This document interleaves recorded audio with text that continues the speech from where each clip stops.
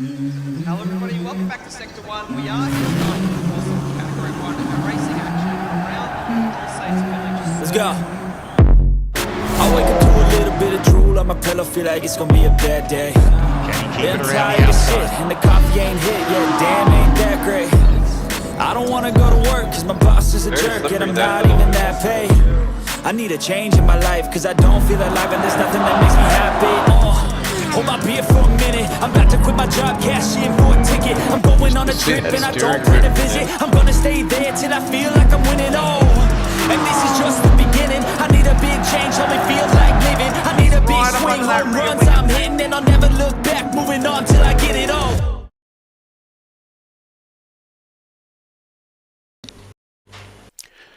Good evening, everyone. Welcome back to Sector 1 for Round 5, Season 11, coming to you from the Red Bull Ring in Spielberg, Austria. So we've had the endurance round run and done. Tonight, flipping everything on its head with a two-race sprint round for our Category 2 Group A and Group B drivers. First up, we'll see Group B brought to you by Adelaide Ceramic Coatings. Then Group A brought to you by LJ Media and Design, both valued sponsors of Sector 1, who together with APR Automotive and Boxer Beauty bring the racing to you every Sunday night. My name is Sabanka, and joining me in comms tonight for the Group B race is Captain Muffin. How are you tonight, Captain Muffin? I am absolutely sensational, a bit tired, but self-inflicted. Good afternoon, good evening, everyone at home. Hope you're all doing very well on a very lovely Sunday night, the first Sunday of November. We're here, like the banker said, at the Red Bull Ring for round 6, not 5, of the Sector 1 Sim Racing Season 11 Championship. Cat 2B coming at you, or Division 4, whichever terminology you prefer. And look, call me Big Kev, but I'm excited for tonight's action. Oh, look, absolutely. And we haven't had a chance to have a look at the drivers tonight, so I think it's going to be an absolute surprise. But I think, first of all, what we'll do is have a very quick look at the track map.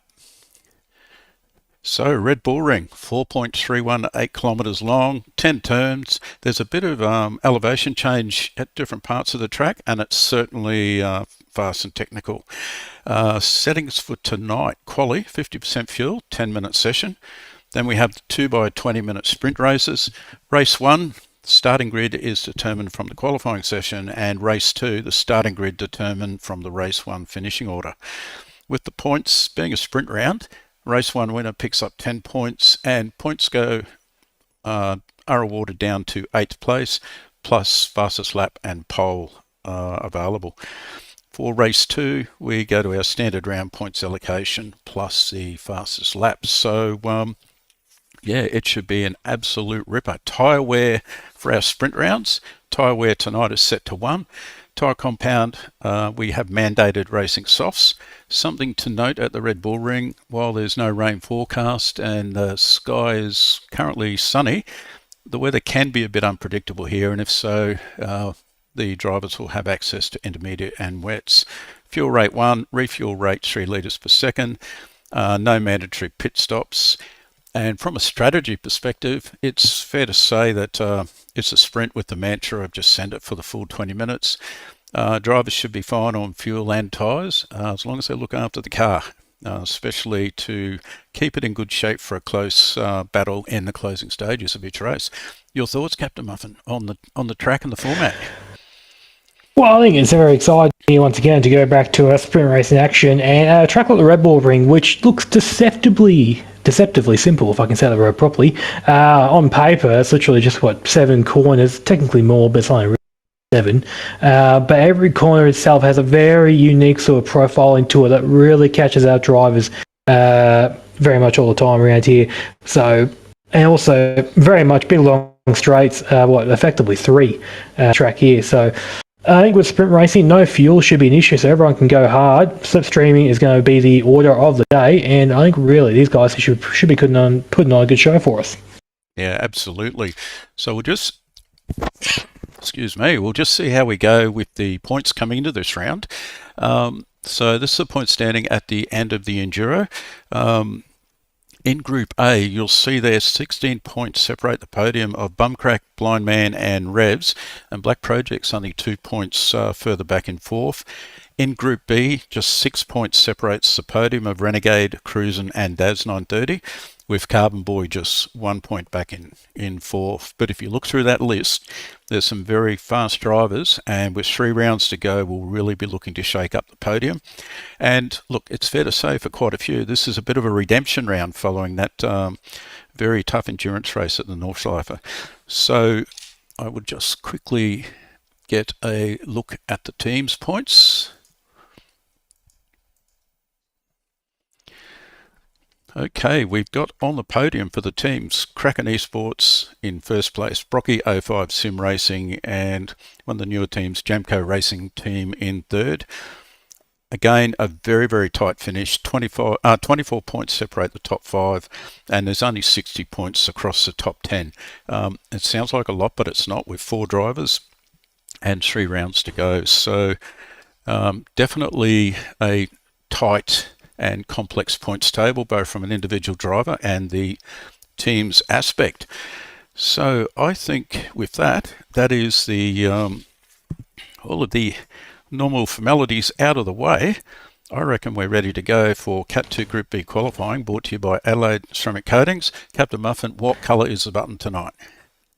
Well, I'll admit I was a little bit sort of strapped for time, so we didn't get a chance to do much with it. So I just pulled out my Sharpie and I sort of done like a very poor representation of the S1 logo on the button. So it looks pretty bland, but unfortunately time was not on my side tonight. So, ladies and gentlemen, the S1 logo imprinted button will be pressed, and we'll get this qualifying session underway here at the Red Bull for our first of 2 categories tonight. Excellent. Just getting the screens, the telecast ready to flick across as soon as that button is ready to go. But yeah, no, this is an amazing track. It's you get those turn-in rights, it really sets the whole corner up. I'll just get the right slide for you. So the first cars are leaving the pits. But one thing about this track, while the curbs are very drivable, one mistake and there is gravel everywhere, which can not only ruin a qualifying lap, but also totally ruin a race lap.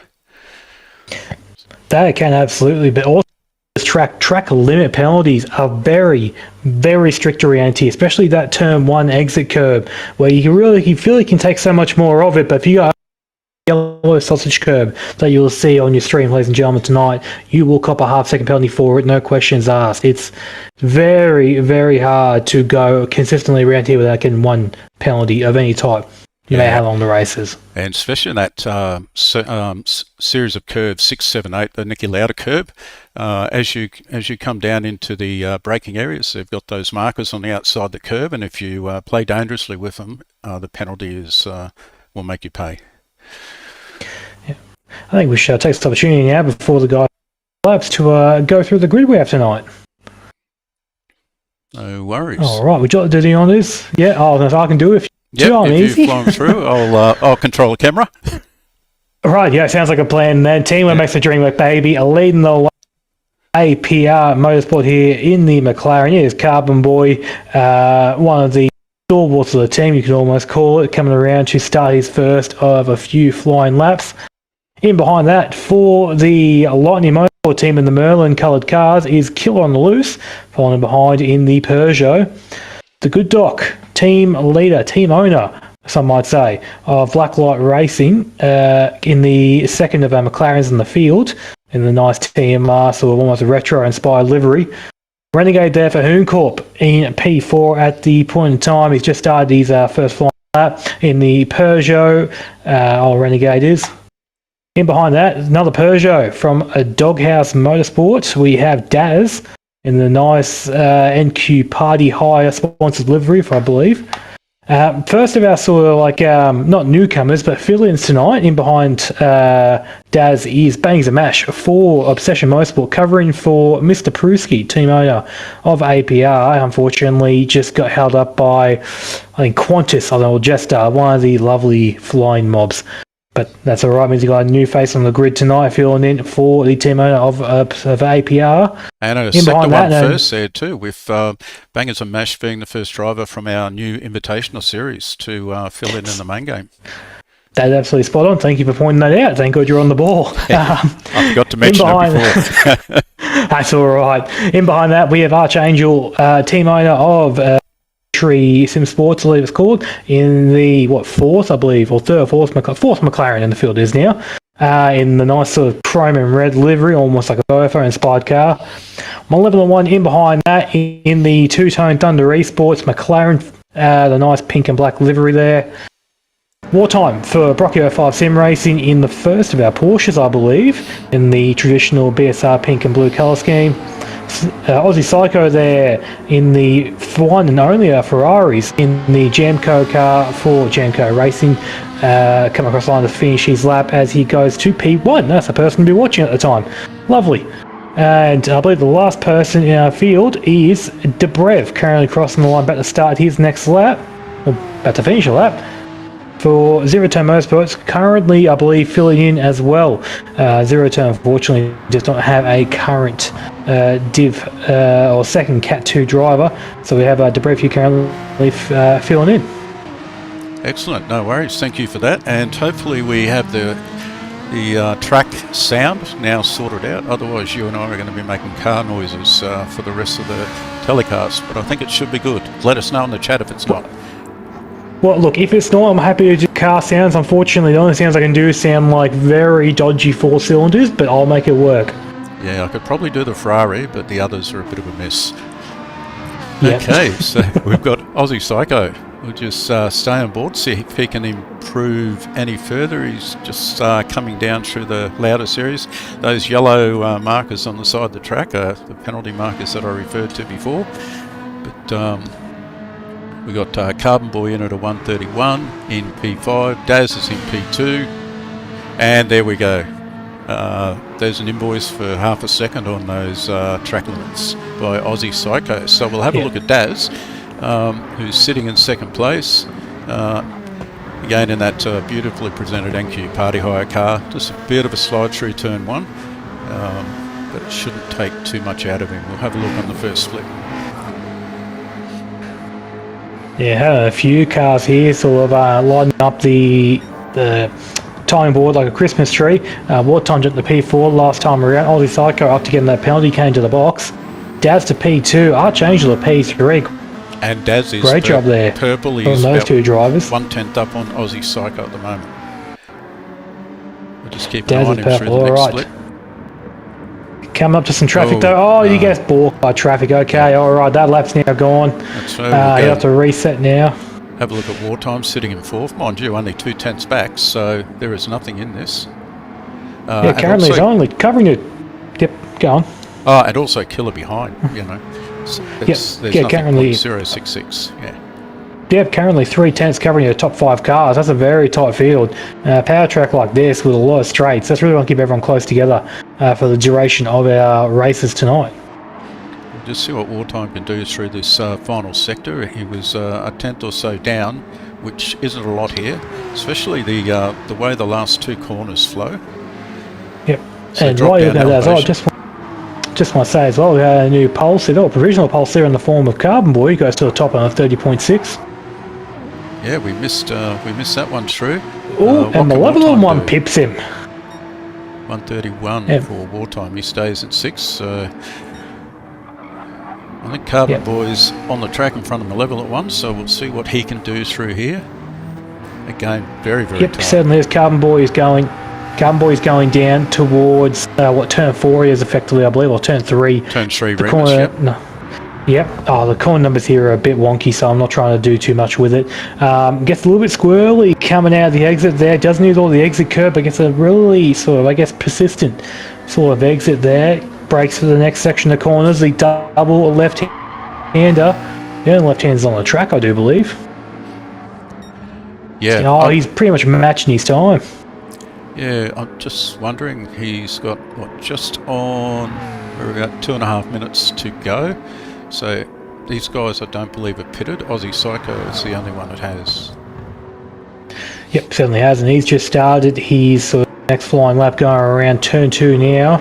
I'll have a look here. I'll have a sector split come up. No, actually, I've just missed a sector split, but I don't believe he is up currently, but we'll just wait and see what is the next sector split. 0.028 Ooh. to the advantage. We'll just cut back to look the at level that. at 1. Haven't seen his see splits, what- but it comes around the final curve. A1. Oh, a little bit squirrel in the exit, but gets car powered out, but it's not going to be an improvement this time around. I'll have a look at Nope. Aussie Psycho. Yep, and Carbon Boy is purple as well. Aussie Psycho is down by about 0.4 of a second. No one else seems to be setting the timer screen's light, it's just Carbon Boy. He's up by about 1/10 in a bit, going through the first sector split there. Coming around turn 3 now, gets that exit really nicely. Doesn't use all the exit curves surprisingly, but maybe the McLaren just got just enough grip, you can go flat and still come out of the corner with enough speed. We'll have another split come up here in a second, ladies and gentlemen. Let's see what sort of timing Carbon Boy is on for. Oh, he's up by 3/10. Straight. Oh, he's putting on a show. Killing it.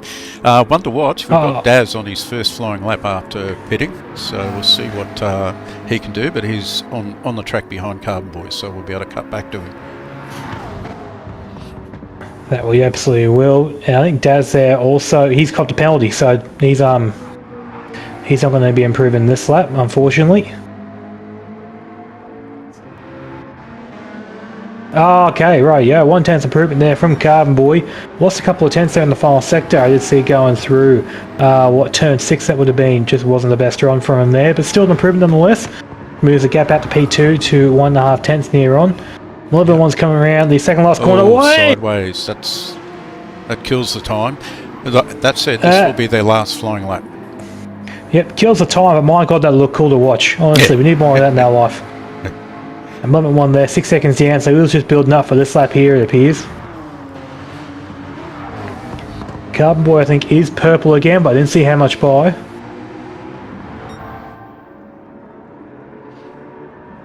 Right, so your first one to cross the line to end the qualifying session will be Debrev in P11 with Ollie Psycho just in behind in P3. Yeah, we're just seeing what Carbon Boy can do here on his final lap. Can he improve it? Oh, he's got the time there. He knows it's there. Just Right, slightly down. Debrev improves to P9. No improvement there from Aussie Psycho. Or We have a spinner in the background too. Archangel has spun. Oh, he's in a very precarious spot there, but keeps himself out of the way. Lovely, lovely.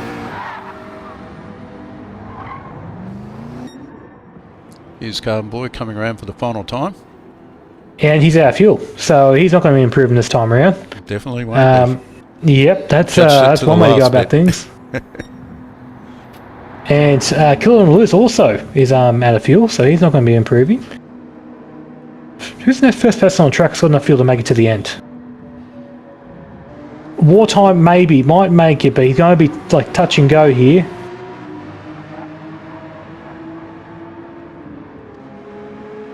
He doesn't improve anyway. 11-1 doesn't improve either, thanks to not having enough fuel in the tank. Daz is coming around now. He's going to run out of fuel too, I think. Yep, they've all done that. Last lap is just a stretch too far. Let's see, Daz here coming around the last corner. He's still got power, he's still going, and now fuel. Right, ladies and gentlemen, that should be our qualifying session run and done.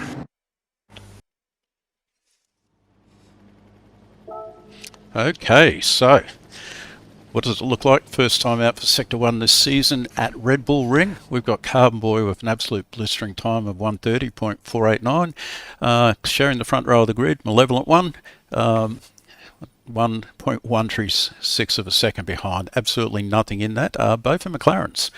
And, oops, that's not good. We'll put that aside and keep our fingers crossed. Aussie Psycho in P3 and Daz 930T in P4, rounding out the second row. Then we have Archangel, Wartime, Killer on the Loose, Bangers and Mash, Deep Rev, Renegade, and Good Doc rounding out the grid. So I think that that is a very solid performance by Carbon Boy, and I think we'll definitely see these guys at the front of the pack right through the race. Just with the speed they've shown there is absolutely nothing in that. So, what's your thoughts, Captain Muffin? Oh, that was a very interesting qualifying session, I thought. Definitely, yeah. You had your sort of top five there consistently in that top five sort of area, just sort of chopping and changing. The McLarens here must have a little bit of like a performance advantage, it appears, with them taking out the front row. Very good job there from the drivers from the race. That's where you get the points. That's where, you know, the chocolates are earned. So I got a feeling they even got two McLarens in the front row. Don't expect two McLarens to finish first and second. No, I definitely agree. And just hearing how some of those tyres were protesting that qualifying run, that'll mean a lot at the end of 20 minutes here on the circuit for sure. Okay, well, I reckon we'll get the race underway. So if you want to hit that S1 logo on the button, we'll get the guys started. I would absolutely love to. Yep. But we've had one sort of one driver unfortunately turn up late and didn't get a chance to do qualifying, so I'm going to have to set the grid manually to get them in here. And the former Blue Dog from CP Motorsports, unfortunately, decided he didn't want to do qualifying. He wanted to do a last to first challenge. Absolutely. I didn't see him on the list. So, no, that's all right. So what we'll do, guys, we'll just have a very quick intro while we set the grid. We'll only take a couple of minutes, and we'll be back with racing as soon as we possibly can.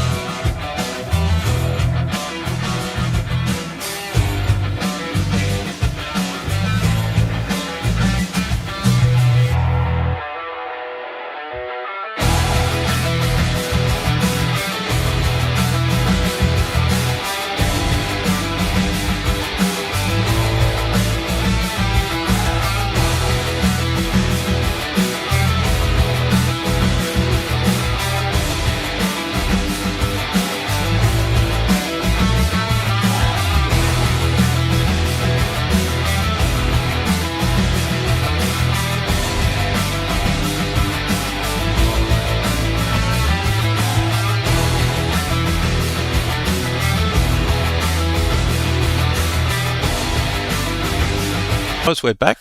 Sorry about that delay. We have all the drivers locked in with Blue Dog starting from P12, just having missed qualifying. So on that note, let's smash that S11, S1 logo button, and we'll get into this. Sounds like a plan to me. The S1, S11, I'm seeing double ones, a button there, double hockey sticks. Alright, button has been pressed. The cars are on the way to the grid, ladies and gentlemen, so don't be afraid to strap in, strap on, grab your popcorn, chuck in your predictions in the chat, and let's get ready for some awesome racing action.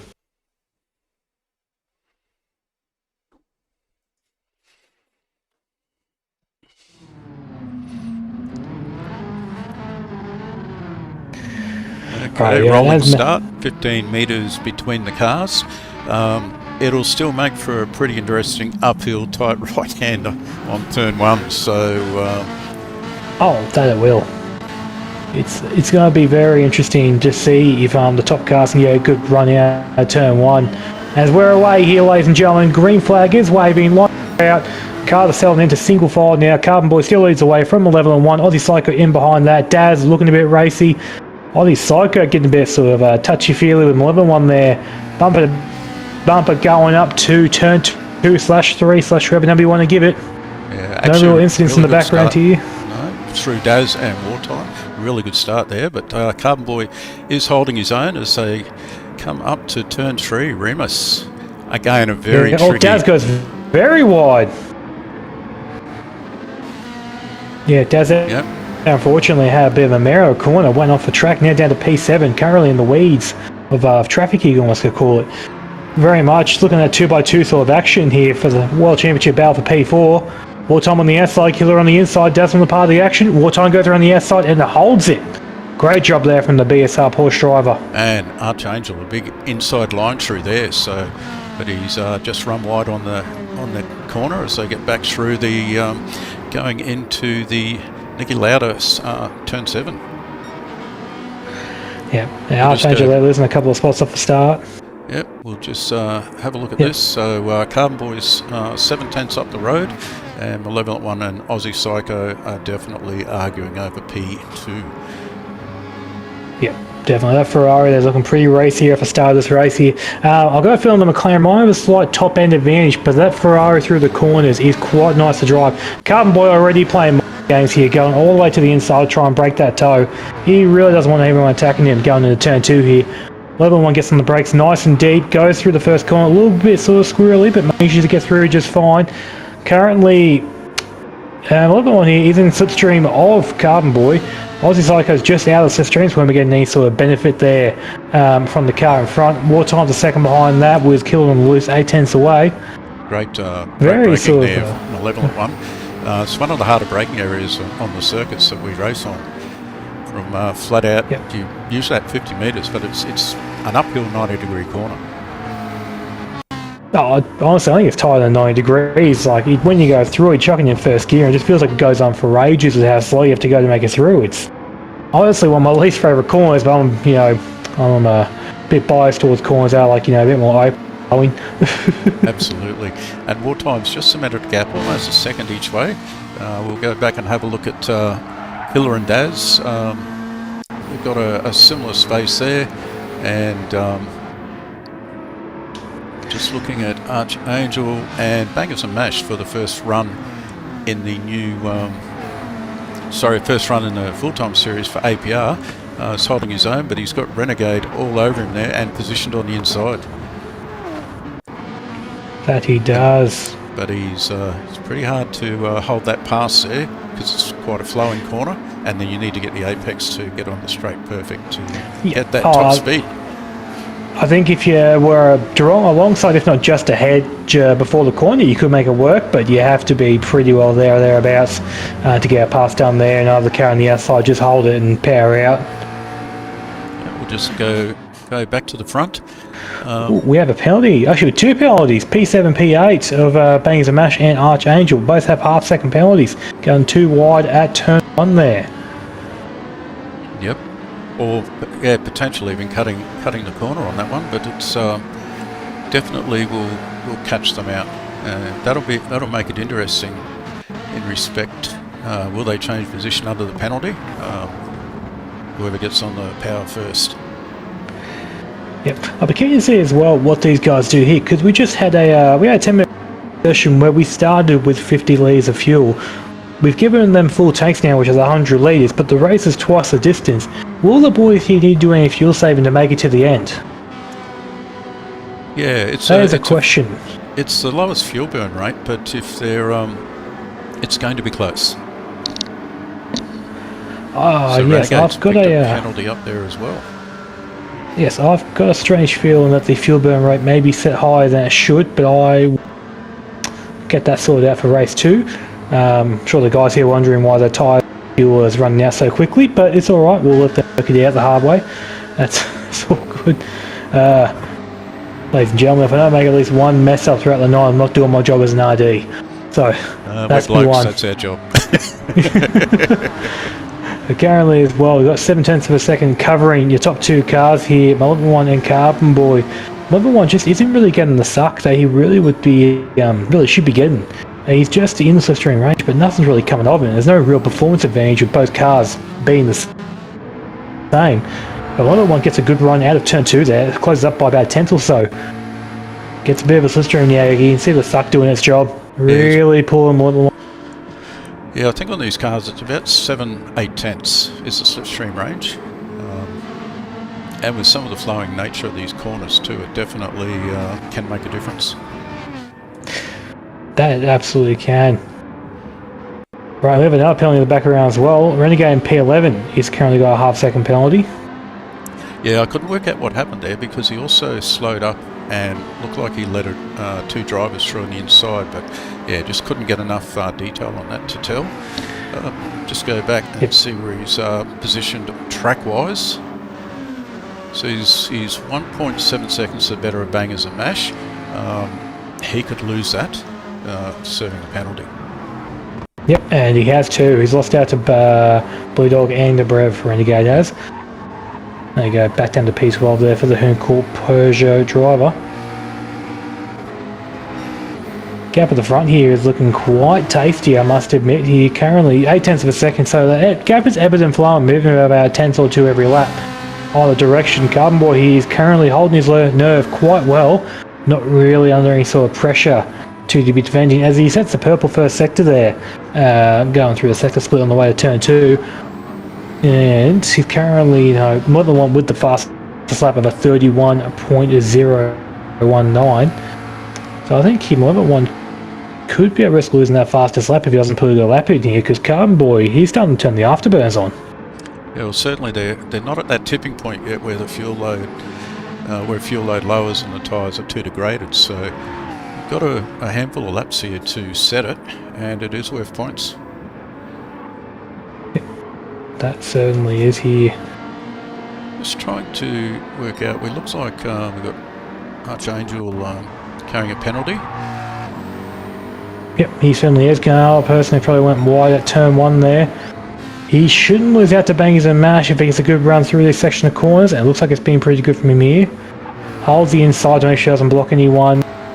And he's going to be safe well and truly. Yep. Bangers and Mash will close up massively, but he won't be close enough to make a move. It was Blue Dog's got a 1 second penalty. Oh my, he's really made the stewards mad. Definitely not a good job there. Not a good effort, I should say, from the CP driver there. It goes a little bit wide and exits the last corner. Loses out to Debrev. Renegade's also going to have a crack at him. Coming to turn 1 here. Looking very tight at the back of the field here, fighting like it's the reverse podium, some might call it. Renegade there makes a pass going to the T1 and carries on. Blue Dog, though, not really let go down like that too easy. Currently alongside now, Renegade, Blue Dog is going up in the T2 here. Braking area. Yeah, let's see, Renegade here. Will he brake deep enough? Yes, he will. And he's managed to hold it on the exit, so yeah, that's a solid pass. And pretty sure Renegade won last week at the Nordschleife, so yeah, he absolutely did put on a clinic at the Nordschleife last time out. I think I was I was race directing that. I should know he was. So he'll be keen to certainly improve a few points on this race. That said, 2 sprint races, there is a bit of strategy involved because with points only down to P8, some gamesmanship might come in here to see where they want to start.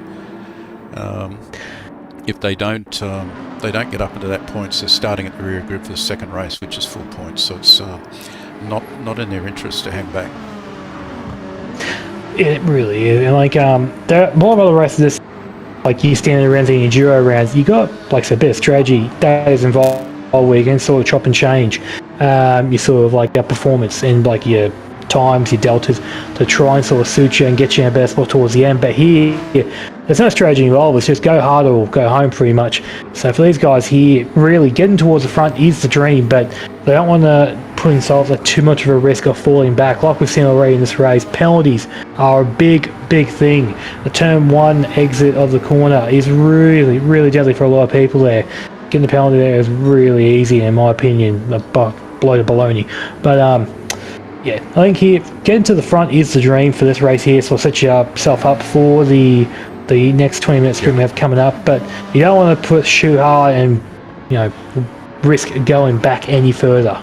No, and I'm just looking at Good Doc. He has made a bit of ground up the last 2 laps on Bangers and Mash. He's got a buffer of 2 seconds either side, P9. That's first position with 0 points, so he'll be certainly keen to get up into P8. We'll have a quick look at where Archangel is.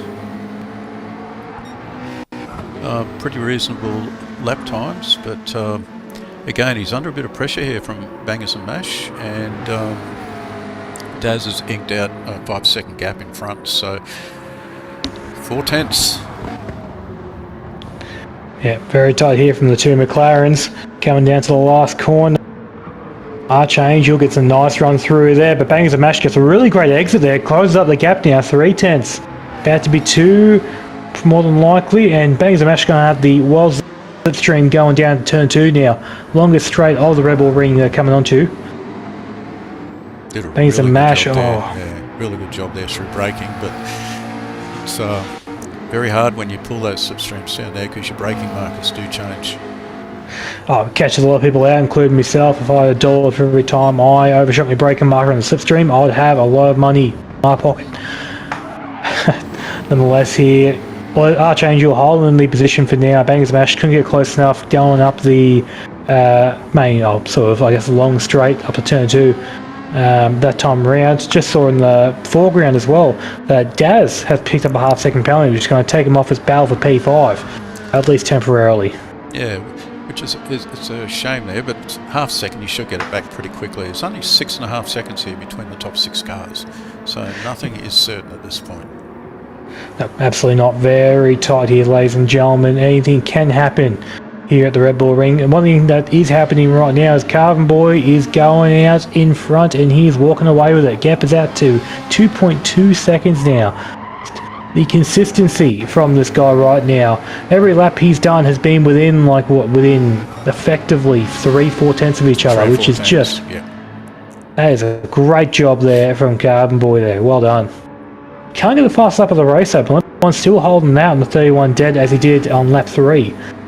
So Malevolent One seems to have the outright pace, but the consistency seems to be where he's lacking. Last time out for Malevolent One, last lap I should say, was a 32.1, so that's put him way off the back of Carbon Boy. That said, he's now got the bit between his teeth and he's purple through that first sector. Yep, so he is purple, so he's still going, but he can't give 5/6 a lap away on Carbon Boy. He'll turn that 2 seconds into a 3 second pretty quickly.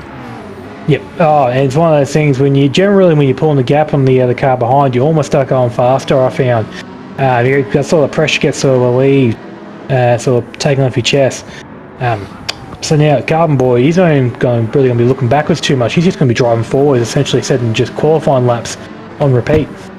Yeah, pretty even gap between these guys behind him. Wartime is sitting in a very strong 4th place. He's made up a little bit of ground on Aussie Psycho, but just that sort of second or second and a half between them all. And look at their lap. It's only on lap 8 that he's fallen into the 32s, so I'd say he's had a moment there. It's a good second slower than his earlier laps, or preceding laps.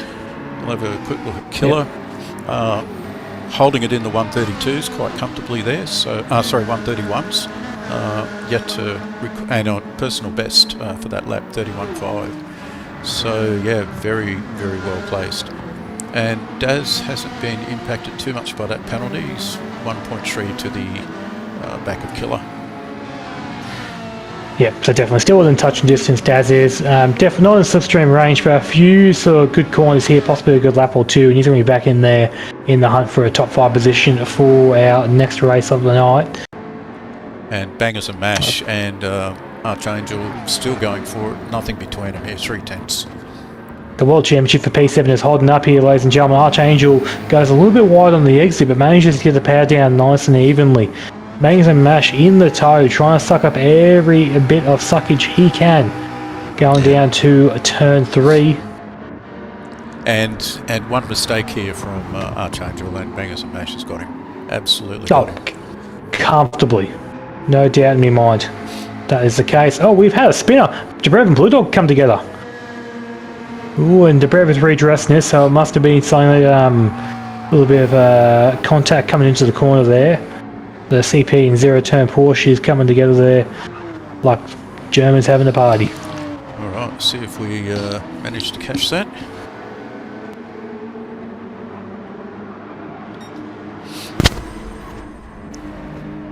Let's see what we've got.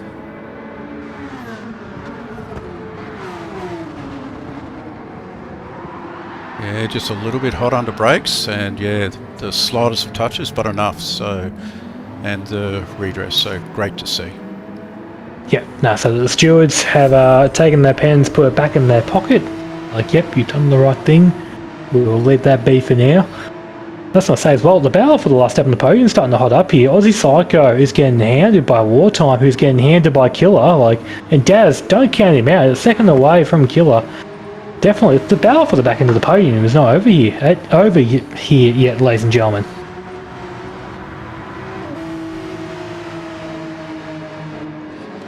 Wartime there, getting a nice sort of exit out of turn 3. Oh, it's one of the ones heading off. Oh, shit. Ooh, oh, I shouldn't swear. We have a battle for P2 now. All right, who was it? Aussie Psycho off? Aussie. Oh, no, another one off. He's off again. Oh, he's spun. He's gone. Oh, my Jesus, the stewards' pens are going berserk. All right, we'll just see what we've caught there.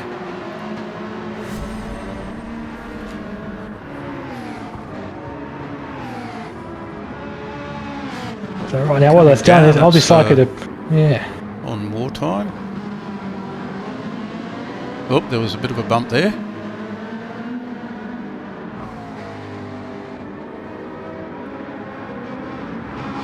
Oh yeah, and once that's done, it's giving Carbon Boy a 4.5 second lead now. He can just cruise on, potter on to the end of the race from here, no trouble at all. I think he went a little bit sideways, and then there was just a bit of contact there, so not sure, inconclusive just from that exactly what happened. Yeah, but what it's done is given us a race here for the back end, well, still giving us a race for the podium, but with a couple of new sort of challenges in the prospect here. Aussie Psycho. I reckon we're just past the halfway mark. What do you think? Just see how the fuel and tyres are going here. That'll throw some insights as to who's got a strong car and who might not. Well, I think we're past the halfway mark. We've got 2.5 minutes to go. But currently... I was looking at the wrong timer. Yeah. Actually, we will stay with the racing. We will stay with the racing. But to give you everyone a brief rundown, currently as Wartime drops to P4 there, Daz and Killer have gone past him. Daz at the P3 now. Great job there from having a half-second penalty and being off the back up to P3. Good job from the doghouse driver. Currently right now, obvious second, third and fourth. And sitting on the fastest lap. Yeah. Yep. That's definitely true. So currently, of your top 5 cars, it looks to be that currently the best car, it looks to be either Killer. It looks to be Killer, actually. Dad isn't too bad either. But those are your best cars currently in the race for the infamous P3. Aussie Psycho there, he's suffering a little bit of tyre wear, so he might be in danger of losing that P2 if he doesn't put a couple of good laps together here. But we have, what's that? 1 minute to go. Oh, sorry, no, 1.5 minutes to go. So these guys here will be doing one more lap next time round. I've got a strange feeling that Malevolent One and Archangel and Bangers and Mash, who's going for a move but can't make it stick, might not make it to the infamous 14th lap. We'll wait and see what they can do here. Yeah, it's definitely very tight. That Archangel's only 4 seconds back, and Bangers and Mash 4 tenths back and Bangers and Mash. We got a yellow flag here, so... Yeah, we do. We have Daz and Killer making contact. Okay, alright, something's happened there. Daz and P3. Wartime's back up to P3, I should say. So yeah, coming together there from the two Peugeots, old French Civil War style. Let's put them in the clutches of Level 1 again. This battle for P4 isn't over, and you've got a few new challenges here. The wrong update there, but... yeah, turn 3, sorry, just that little bit of contact made and it was enough.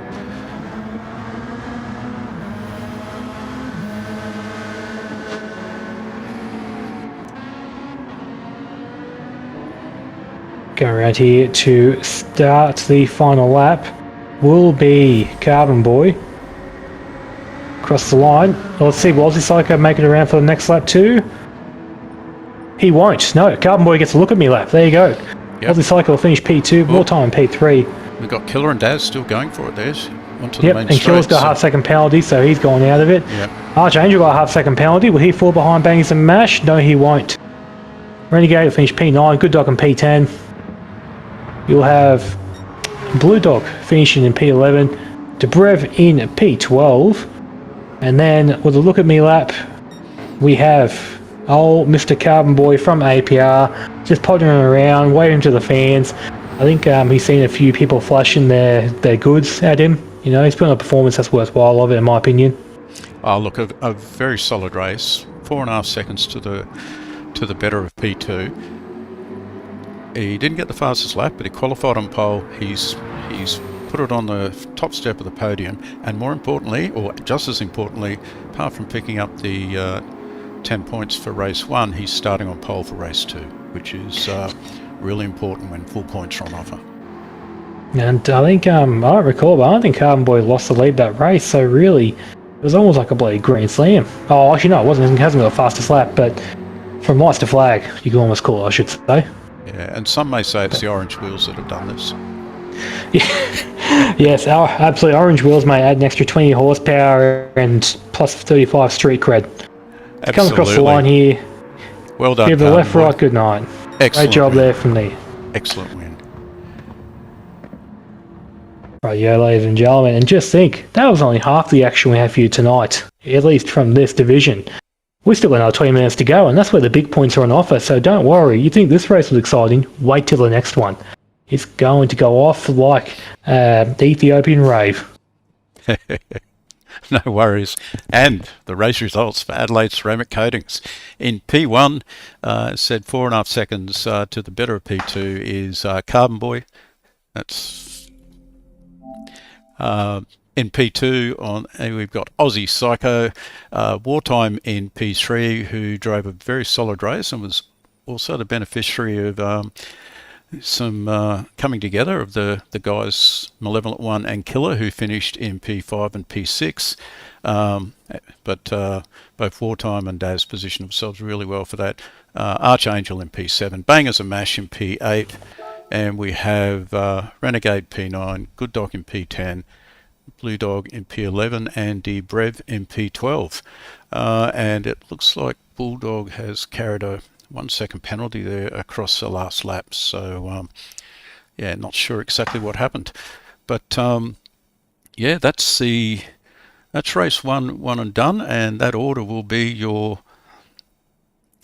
starting grid for race 2. So what we'll do, we've just got to set a manual grid. We'll quickly go through to a short intermission, get the grid set, and we'll be back for race 2.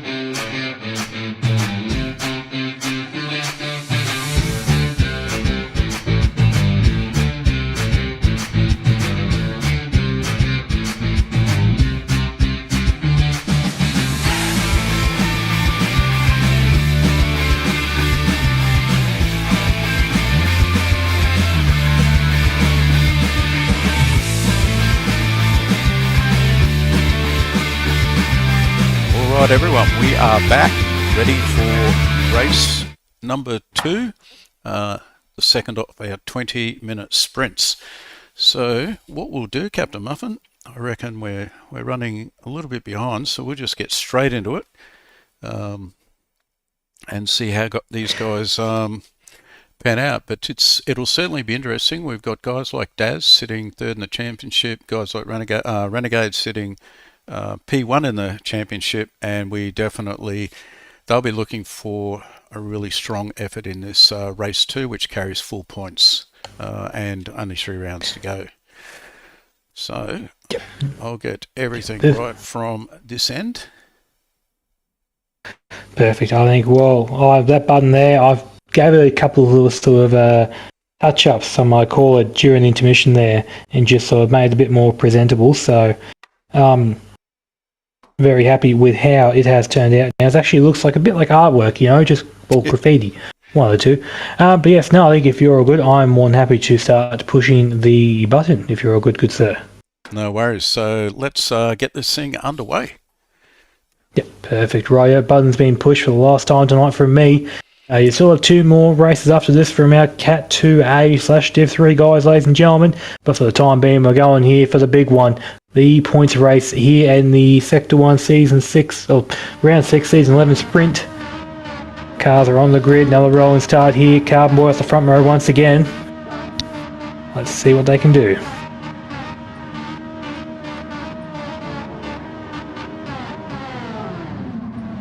Yep, they've started rolling now down to the control line. Control speed of about 80 k's an hour. And they're away, ladies and gentlemen. Straight into the slipstream most of these guys go. It was a really, Carbon Boy really still good start lead. by Aussie Psycho in P2 there. He got a little bit of a jump. Wartime well and truly poised there for any mistake at all. Yeah, but look at this. Currently, everyone's in a train, and Carbon Boy's a conductor going up for turn 2 here. Oh my, Carbon Boy going for the defensive already.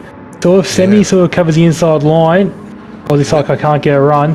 Boys Killer on the behind loose at gets a past good Daz. slipstream. Oh, hang on, we've got Killer a little bit wide. Sorry, a bit of overcorrection there, so he's lost a couple of positions.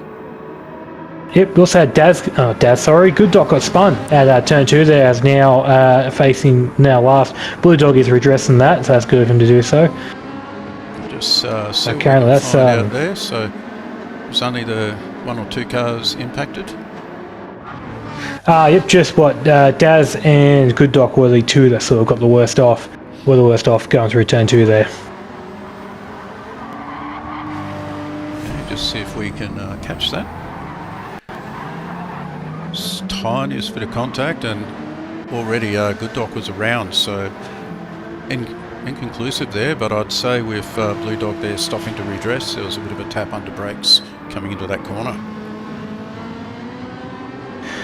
Right, and after one Back lap to the here, race. Carbon Boy's got a half-second lead. Oh, and he's already playing games. He's going left, right, all across the track here, trying to break that Wartime also on a piece of the action here, currently only 0.3 of a second behind Aussie Psycho. Oh, one of the best runs you ever see from Wartime there coming out of turn 1. He is firmly on the rear bumper there, Aussie Psycho. He is sucking up all the exhaust gases that Ferrari is producing. Wartime goes for the inside there, Aussie Psycho leaving it open. No, but Aussie Psycho breaks deep enough, makes the apex. Good job there from Aussie Psycho. What that has done though, that little sort of semi move there from Wartime, which has thrown off Psycho and has slowed down Wartime, has given Carbon Boy a nice 0.7 of a second lead to try and sort of pull away once again, trying to do a repeat of what he did last race. Yeah, it's interesting to see a 2.5 second gap back to P4, but also too Renegade. He's capitalised a bit on that incident or 2 incidents in the previous lap in the opening lap. He's up to P5, so he certainly is. He's nursing a half-second penalty though, so that P5 is going to come at P8 pretty quickly here once he serves it going down this next straight. So I've got a feeling his hard work might be undone, at least temporarily, so I'll wait and see where he ends up here. Comes across the line, there we go, serves a penalty. And he's actually got hold of position. He will. Daz tried it, but couldn't make it work. Renegade had to go defensive. Oh, there's been contact everywhere. Oh, everyone's touching each other. Oh my! Oh, that was something. The stewards are going nuts. I can already hear Stranger yelling profanities in the sort of in the pit bay there. So where's Daz come out? P9. Let's have a look at this.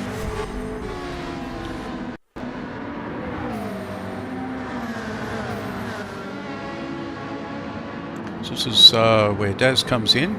Oh, and he's got a big check. 2 big bumps there from Bangers and Mash, I think it was. And yeah, into the grass, but he's actually done really well there to get that straight and back on the main start straight. That's said, a couple of positions, 3 positions down. Right, which is very unfortunate, but going back to the front here, we have a nice little battle here. Top 3 cars covered by 1.5 seconds. Carbon Boy, Aussie Psycho and Wartime. We have McLaren, Ferrari and Porsche, 3 manufacturers representing the top 3. Germans and Italians chasing down the British just as they did back in 1943. As Aussie Psycho goes purple there going through that sector split, 2 turns up on Carbon Boy's lap. Yeah, wait and see where he can muster here. Yeah, certainly holding, and he's in slipstream range. If he can maintain that, you know, with the tyre and fuel, he can use every bit of the car on the race, through the race. Yep, absolutely he can. Carbon Boy though doesn't get the best run out of the last corner there. Does get a little bit of time, but oh wow, look at that lap from Carbon Boy. Okay, that's a quick lap. All right, yeah, never mind. Carbon Boy's doing a great job. And that is a very quick lap, 131.1. And I just saw in the chat there, Grobble Wartime got 2nd in Season 8 in the NXS at this track, so he's not a stranger to it, and he's not that far back. So good form. Yep, no, good form, absolutely. I didn't even check the form guide before sort of doing the commentary here, but that's good to know that Wartime has got history in doing well at this place. Currently 1.5 tenths up on Carbon Boy's fastest lap, 4 tenths behind Aussie Psycho in the slipstream, firmly on the run down to turn 3. Won't be close enough for a move this time, but surely in a few corners might be close enough for a move then if he can get through cleanly.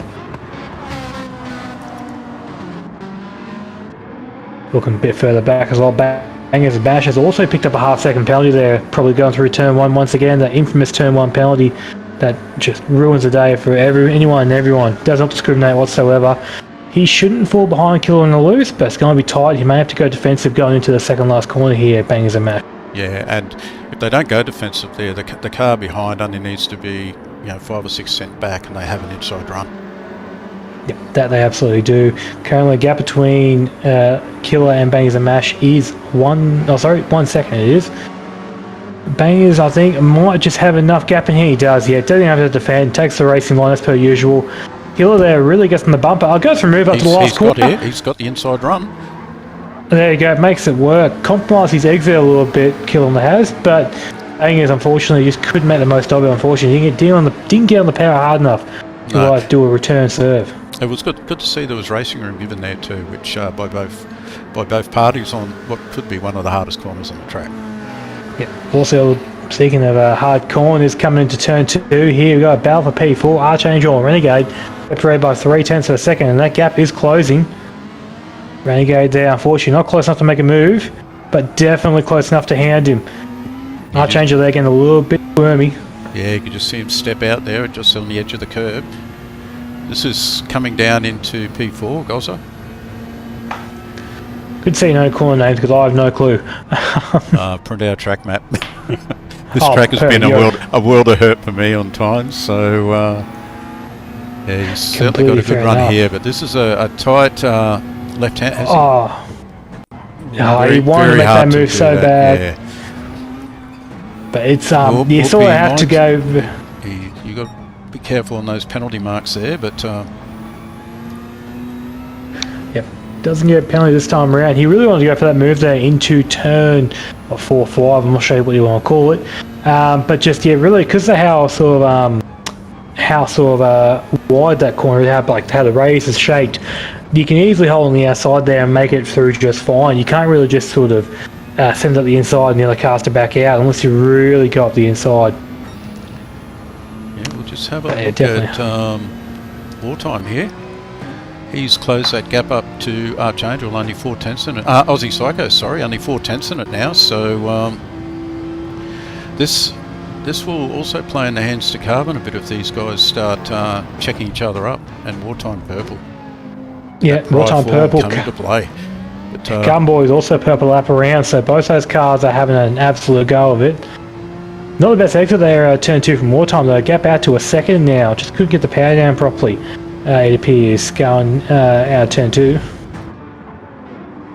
Renegade here, still handy in Archangel, but unfortunately just cannot get close enough for a move where it counts really. Just at the end of sort of main straight all around the turn 2, just can't get close enough there to make a move. Yeah, that's pretty much anything can happen. And Killer is 1.9 back, but he is picking up some time after that earlier spin, or certainly sideways out of turn 2. Let's look at the background here too. Daz and Good Dog having a good old scrap in the World Championship battle for the last of the single digits. That going side by side. Good Dog with a switchback there. Hang on to it, son. Bit of car control for your Sunday night. Drive through the smoke. If in doubt, flat out. Good Dog here going through the second to last corner, right on the rear wing of Daz. Good exit there from the Good Dog. He is 5/10 away, so Daz actually got a better one, my bad. So very close there from the two drivers there, the Peugeot and the McLaren respectively. Yeah, unfortunate for Daz, that series of bumps between 9 and 10, it's put him 5 seconds back off the pace of Debrev, and he hasn't been able to improve on that ninth place. Yep, did see as well that Good Dog got a little bit sort of wide out of control there to turn 1, and I suspect he's picked up a half-second penalty for his troubles there, so he's going to lose that to Blue Dog if he doesn't put in a good lap here, going through the penalty burn zone this lap around. Yeah, and that says, Daz was purple through that first sector, so he's not resting on anything. He's going full noise. Yep, and right now he's got clear air in front of him, so he can just go for broke and hope the cars in front will back each other up into him, and then he can just join the fun. For the time being, P9 playing clear air in front. Let's see if he can set the lap this time around. Coming up to the next sector split. Aussie Psycho's managed to just break a bit here on more time. He's pulled out an extra 5 or 6 tenths. So it'd be interesting to see just what he does over the next 2 laps, closing on Carbon Boy. 1.389 is the difference. Currently there as well for second comparison. Last lap time around for your top 3, 131.2 for Carbon Boy, 31.3 for Aussie Psycho, 31.6 for Wartime there. Not the best lap from him, but that could be an issue as the dirty air may be hindering him from taking the corners at the speed he wanted to. But now with our slipstream range, you should be able to take the corners a little bit quicker and use the Porsche power in prior form to catch up to Aussie Psycho in P2. Yeah, absolutely. Just really impressive Carbon Boy tonight. He is, I don't believe he's picked up a penalty so far in the races. I'm not trying to put the commentator's curse, but he's driving really, really well. And I dare say he's managing that gap. He's not getting caught up in what's happening in the mirror. No.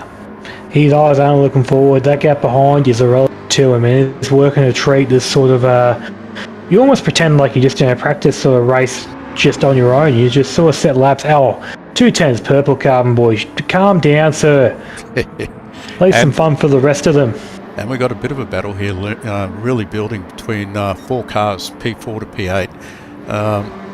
We've got Archangel 4 tenths up on Killer, who's 6 tenths up on Renegade, and Bangers and Mash is just 6 tenths behind. So this is absolutely on. And I thought Killer had a bit of a look there as we cut across to him. Yep. Yeah, just showing the nose there, trying to push Archangel off his line, but Archangel not falling for it. Oh, good run by Killer gets a really nice run. Archangel sort of defends it, sort of goes towards the right. Killer doesn't really force the issue there, which is a bit strange. But maybe the big straight coming up, he thought, you know what, I'll do it there, I'll do it here. Right now, 2 tenths away from Archangel. He's going to have a nice, good here. Toe. Yeah, absolutely. And the inside line through too. Archangel's gonna go defensive here into the next braking zone, top of the hill. Stops Killer from making a move. Brings Renegade into the fight here. It's now a 3-car battle covered by a half a second. 4 tenths, yeah. God, and here's Renegade into the mix. Oh, Renegade died. Saw a gap that was 1 car plus 1 pixel wide and made it work. Killer, they're trying to go back on the offensive here, trying to retake that position, but I don't think he's going to be close enough. As I say, that goes for the outside, and can't make it work, unfortunately. Renegade to P5 there. Killer, he goes back for an inside move. There's a bit back there between the two. Certainly carrying car speed, wow. Oh my lord, the Peugeot's here. Like, this is the French Civil War, ladies and gentlemen. Honestly, I can already hear the baguettes being snapped in the pit garage just by the 2 team owners here. Killer's just getting closer and closer every braking zone. He's not resting here till he gets back in front. He really wants that P5. Look at that run. Wow. Yeah, Renegade here doesn't go defensive. Killer doesn't go on the attack though. Killer's got to watch Bangers and Mash behind him, and he's come out to the inside. Hard under brakes, squirming. Very hard to do that on such a tight line. God, we have 4 cars here battling for P4. This is insane. Oh my, ladies and gentlemen, I hope you're as excited as we are. I've ran out of popcorn on the commentary booth, so please have some for me. Renegade here going for the inside move into turn 2. No, change your holes the outside. Well done there from the Symmetry team owner. God, this is tight. This is really tight. Trend the battle for the lead can be this tight. Renegade going from middle to the inside. Once again, Archangel's got the outside line. A little bit of argy-bargy there. Archangel does concede the position, and there you go. Renegade to P4. Killer trying to go for a little inside. Yep. But, everyone's just... Archangel back through the P4 now, maybe? Everyone's just touching each other. You can almost swear this is like a contact sport. More play touching the game of rugby league. Yeah, rubbing is racing, apparently, with this group of 4. Yeah. And Bangers and Mash does cop a half-second penalty there, so he's going to be out of contention for a little bit. Killer goes from over the inside there. Archangel does get the move done back to P4. Killer to P5. Renegade to P6 there, unfortunately. P7 now. Does get relegated a bit. I think the stewards are going to have a look into that and see what happened, because that looked a little bit a little bit dicey for a few moments there. And Dobrev has also joined the battle now. They've been fighting that hard. It's now a 5-car battle for P4. Yeah, it's well and truly brought Dobrev in the battle, and we've got. Yeah. I'm just looking now. I mean, when the adrenaline settles after the race, I'm sure they'll look at the tape. But look at this: 3 cars into turn 3. Yeah, Three they're wide. going to go 3 wide. Oh, Renegade gets the move done. Archangel has the outside. Killer gets a nice run. Oh, Careful God. on the grass. And Two does not go Dobrev under is one, right ladies on the and back of gentlemen. this group now. Yeah, and Banger's Mash to the half-second penalty. He's going to lose out to Dobrev no matter what he does Yeah. here. Does he go for an inside move? No, he does not. Dobrev gets to P7 there. And these Great guys job are there from bringing Dobrev. these guys are bringing Daz into the race. He's about 2.5 seconds better up the road than where he was a couple of laps ago. So this fighting is bringing the guys well and truly up behind him. Yeah, definitely the battle, the best of the rest here. 16.5 minutes in. Yeah, honestly, look, I understand it's a sprint race, but it's not that much of a sprint. Let's calm down, just bring it home nice and clean. Don't do anything too outrageous. As Bangs and Mash goes to serve his penalty, and he's going to sell back into P8 here. Still going to be in slipstream of Dobrev going down to the last corner here, so definitely not out of it just yet, ladies and gentlemen. But everything's sort of settled down now. Renegade has got to P5 there. Archangel on P4. Currently 0.3 of a second covering your P4 and P5 cars. Renegade's going to have a nice good toe once again going up to turn 2. I wonder if he's going to make a move here, if Archangel's going to be a bit sort of wise to it and hold the inside line. Yeah, he's Try definitely and holding the force. inside line. That's where Renegade made the move on the previous lap. Went outside in, and he's there again. He's putting his car up there. Yeah, Renegade Huge up effort to under brakes. That's giving Yeah, I think Killer a this bit of a time- sniff too. He's Daz got a too, great but run out of there. unfortunately Renegade hasn't got the best exit, so Archangel has got a nice bit of speed, and you can hold the outside I should say, for this next corner, so Archangel's not out of it yet. No, Renegade's got this, I think. Oh, no, Archangel around the outside. He goes to the grass, he's never wide. mind. Yeah, he's on the sand, so yeah, that's unfortunately put him way back. But yeah, definitely a battle between the different makes of cars with their strengths in speed versus where the tyres are holding up on the corners. Yep. Killer what- here wants P4. He definitely wants it. Oh my god, he is. Oh, I'm not sure if he's seen the red mist or something similar, but he is having the biggest go of anyone's ever had a go. Currently half second covering him and Renegade, and he's got probably 2 laps to go to try and make something happen, or maybe even 1. They might not make it to that infamous 14th lap here, these guys. Your top 3 should make it, but it's going to be touch and go for everyone else. Currently, so I'll just give them a little bit of screen time. Your top 3 here, they've put 13 seconds on the field. These guys are just in a class of their own. Yeah, Carbon Boy, Aussie Psycho, and Wartime. I think Carbon Boy here, he's still got 2 laps to go, but he hasn't got to do much here to secure his win. He's already got 1 hand on that P1 trophy. Currently 1.5 seconds to the good.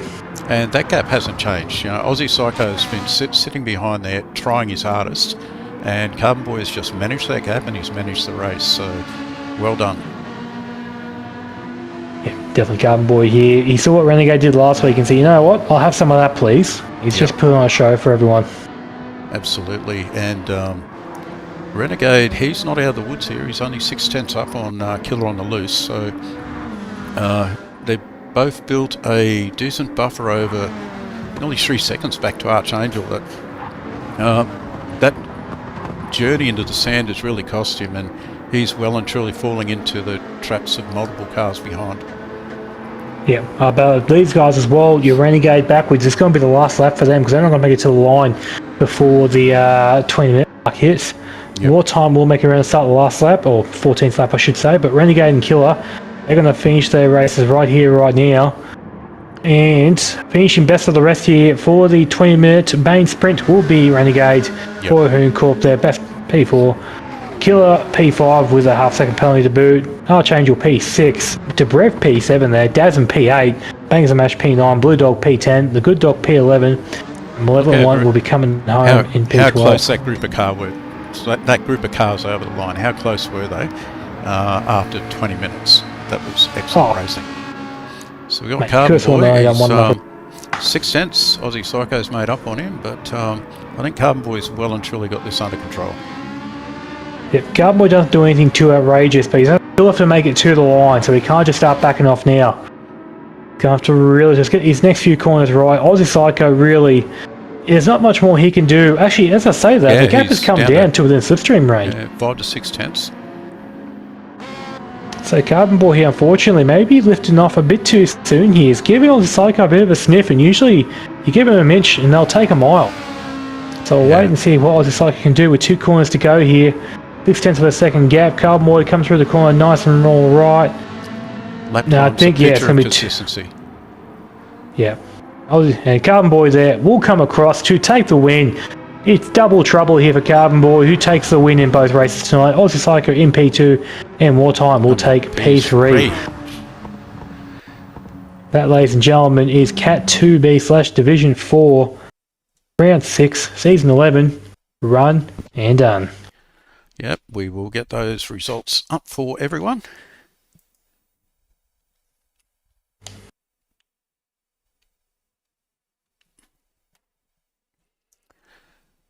Okay, race results brought to you by Adelaide Ceramic Coatings in P1, and an absolutely commanding evening.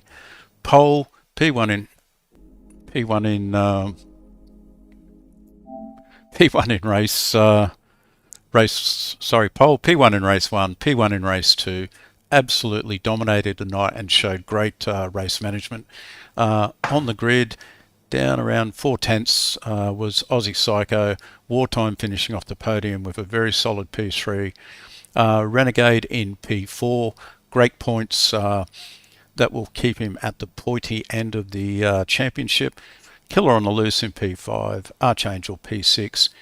Debrev in P7. Daz 930 managed to recover to get into P8. Bangers and Mash in P9. Blue Dog P10, GT the Good Doc in P11, and Malevolent 1 rounding out the field. So, mate, your thoughts on the race, and I guess the drive of the day over the over what you saw over the quali and the two races. There's a few good options there, I reckon, that have the driver day nod. Like, of course, your special mention has to go to Carbon Boy for just putting on a clinic and being the pole sitter, win race 1 and win race 2. But you can never give winner driver of the day. If you got fastest lap both races, I would, but unfortunately he didn't. So for me, no, he's off the list there, cannot get that. So for me personally, driver of the day, I would give it to Renegade. Even though he did put on one of last week's best performances I've ever seen. To go from the back of the field pretty well in race 1 to get to just off the podium in race 2, I think it's a great recovery there I think he's one of the championship leaders or front runners this season. So yeah, great job, and for me, he is driver of the day. Yeah, absolutely. I was just looking through the chat there. We've got congratulations, Carbon. Well done, Carbon Boy. Driver of the day, Carbon Boy, but excellent result, Wartime. But I'm going to side with you. I think that drive by Renegade, he had to do something to protect his points. He drove through. There was a little bit of toing and froing either side of him through there, which I'm sure will be looked at in the replays, but he has taken advantage of what he could there. He's punched through to get a pretty solid result and do everything. He's done everything he can to protect that points lead. So no, I'm right there. I think driver of the day, Renegade. I love when we agree. The streamer and the race director sort of synergising you, so it's always good to see in the comments box here. On the page, absolutely. So what we'll do, everyone, we're just going to take an intermission while we swap lobbies and bring in our Group A guys. And from there, we also will just look at, you've probably seen on the screen just some technical issues there. We'll just look at the streaming options for race 2. But one thing I did want to tell you about is that the round 7 fan vote, we have a tie. Circuit St. Croix and Daytona Road Course. So after the telecast tonight, you'll see in our Discord, there'll be a poll put up to split those two tracks. And it'll be very interesting to see what the outcome is. So We'll talk more about that, but in the interim, we will go to a quick intermission, get the Group A guys running. Thank you.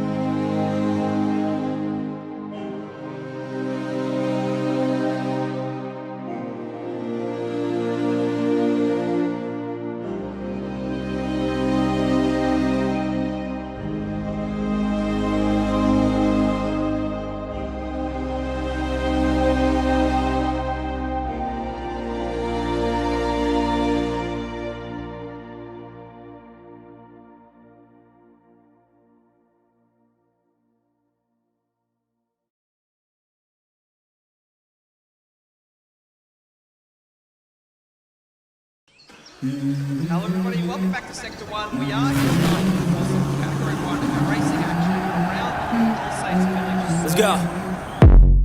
I wake up to a little bit of drool on my pillow, feel like it's gonna be a bad day. Yeah, I'm tired of shit, and the coffee ain't hit yet, damn, ain't that great. I don't wanna go to work, cause my boss is a jerk, and I'm not even that paid. I need a change in my life, cause I don't feel alive, and there's nothing that makes me happy. Hold my beer for a minute, I'm about to quit my job, cash in for a ticket. I'm going on a trip and I don't plan to visit. I'm gonna stay there till I feel like I'm winning all. And this is just the beginning, I need a big change, only feels like living. I need a big swing, home runs I'm hitting, and I'll never look back, moving on till I get it all. And we all got dreams, we all want things.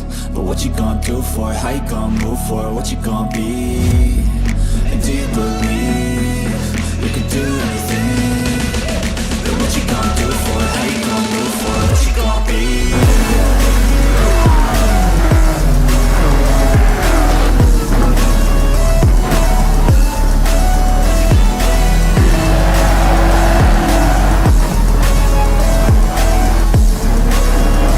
Let's go! Hey! Hello everybody, welcome back to Sector 1. Hey, no, he goes second 2! Oh my goodness! Geez, you went wide. Oh, he's run wide and goes down! Oh my! Oh no! No! You can't do that! You see that steering grip off that curve. Fuzzy is somehow keeping it on the track surface! The spectacular drive, and he will take his first win in the top flight of Sector 1. Hello everybody, welcome back to Sector 1. Unfortunately there was some slight technical difficulties, as you may have seen on the stream, so rather unfortunately, or fortunately, depending on your alliances, you've got me in the comms box again. And joining me in the commentary box tonight is everybody's favourite animal. It is Goaty. How are we doing tonight, Goaty? Oh mate, I'm just doing fan-tastic. It's so good to be here. Thanks for letting me in again. It's getting a little bit cold outside with the rain and the wind, but no, it is good to be here. Yeah, should be a good night of racing. In Group A, of course, we are here at Red Bull Ring for the sprint, or the second sprint round of the season. Based off the racing action that we saw in the Group B proceedings, I think we're in for an absolute treat tonight. What do you think, Goaty? Yeah, I think we're in for an absolute treat, mate. I'll be honest with you, I didn't watch it because I was having dinner and standing in the rain.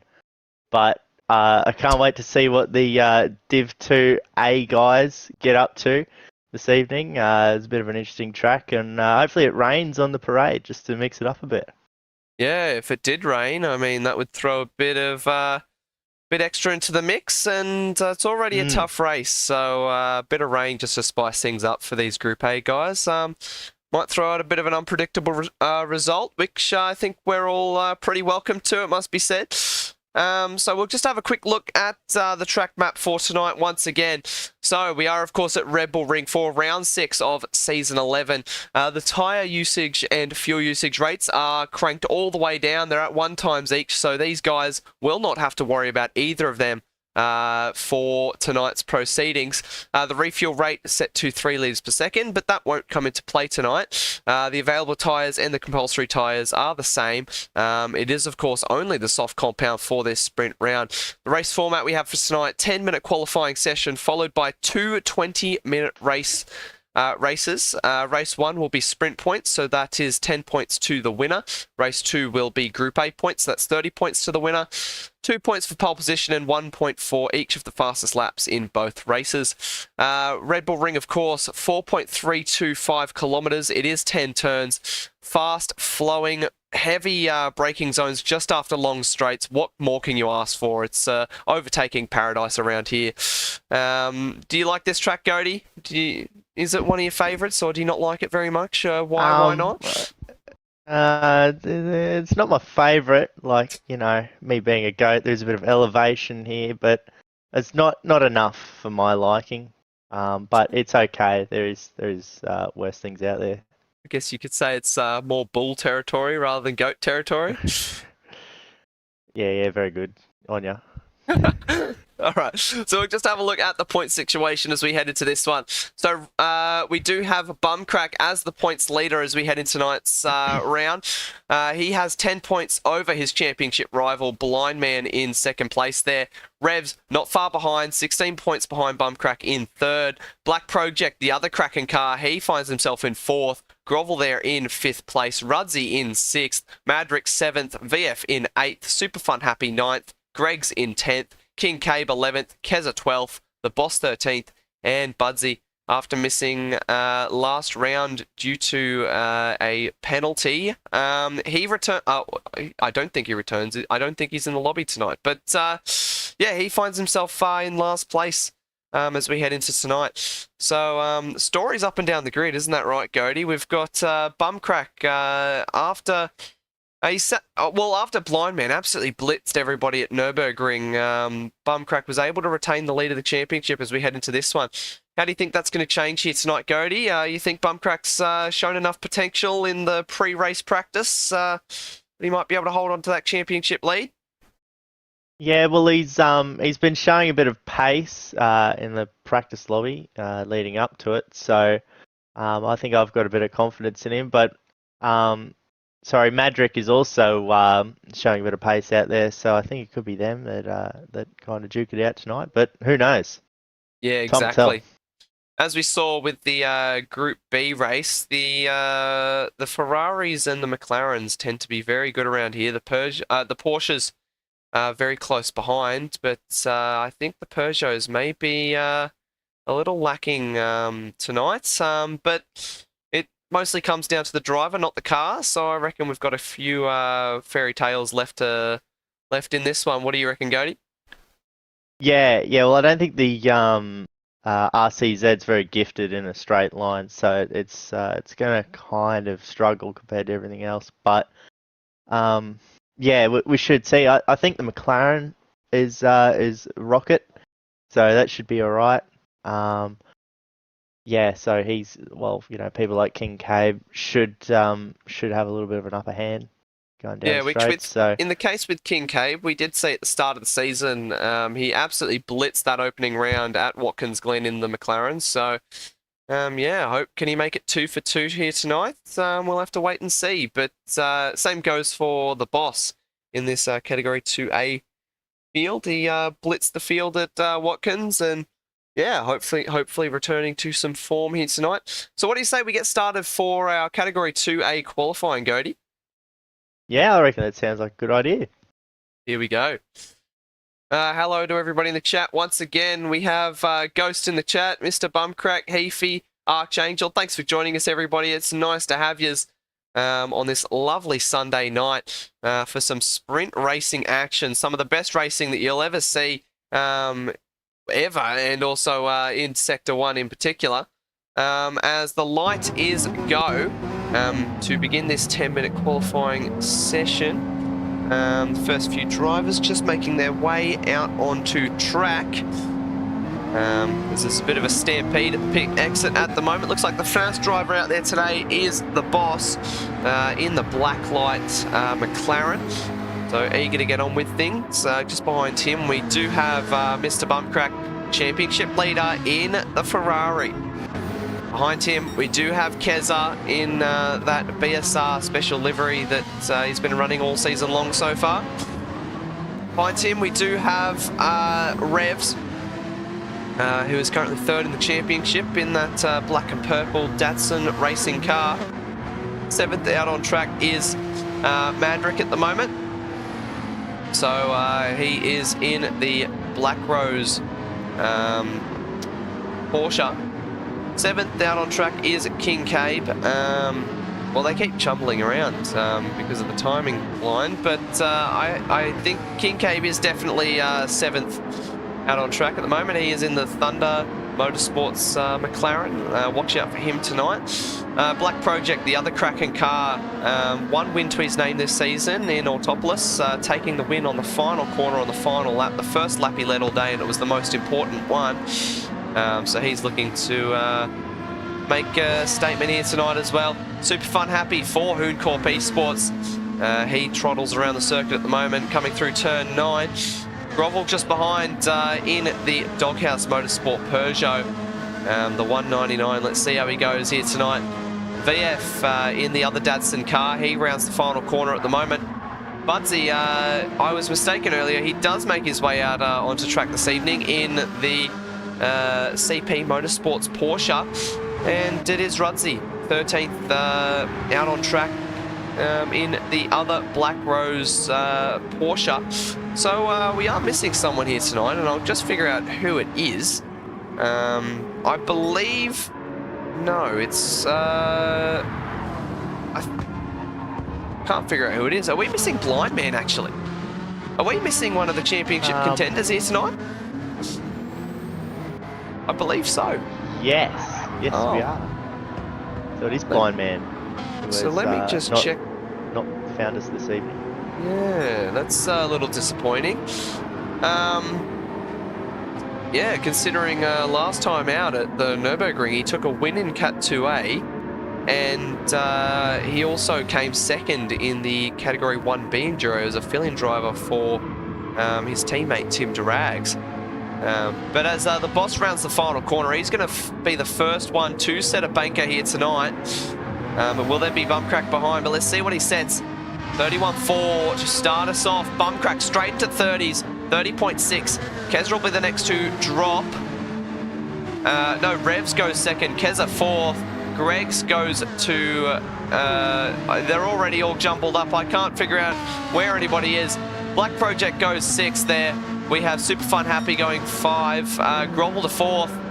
And then we have Greg's... Yeah, so Greg's got thrown in the middle of my timing screen for some reason. It really threw me off there for a second.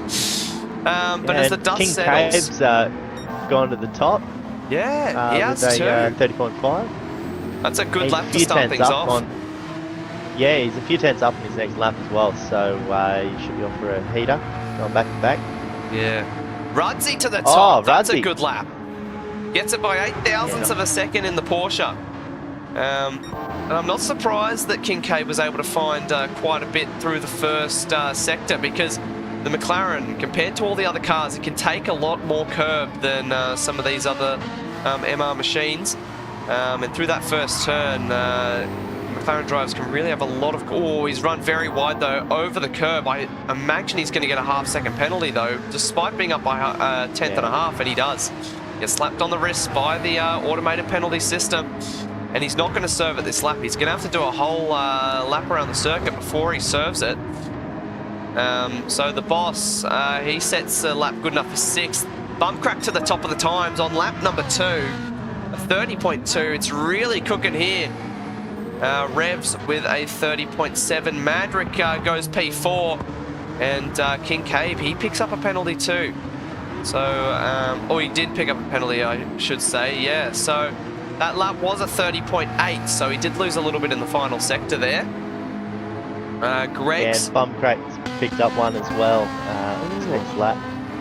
Yeah, so it's getting a bit dark and gloomy here as well. We've just seen the headlights come on that Kraken Ferrari. Could we be in for a bit of rain here? That's the big question. As we look a little down to Rudsy, who does go P2. He was already P2, but he's just extended that gap back to Kincaid by the tune of 0.07 of a second.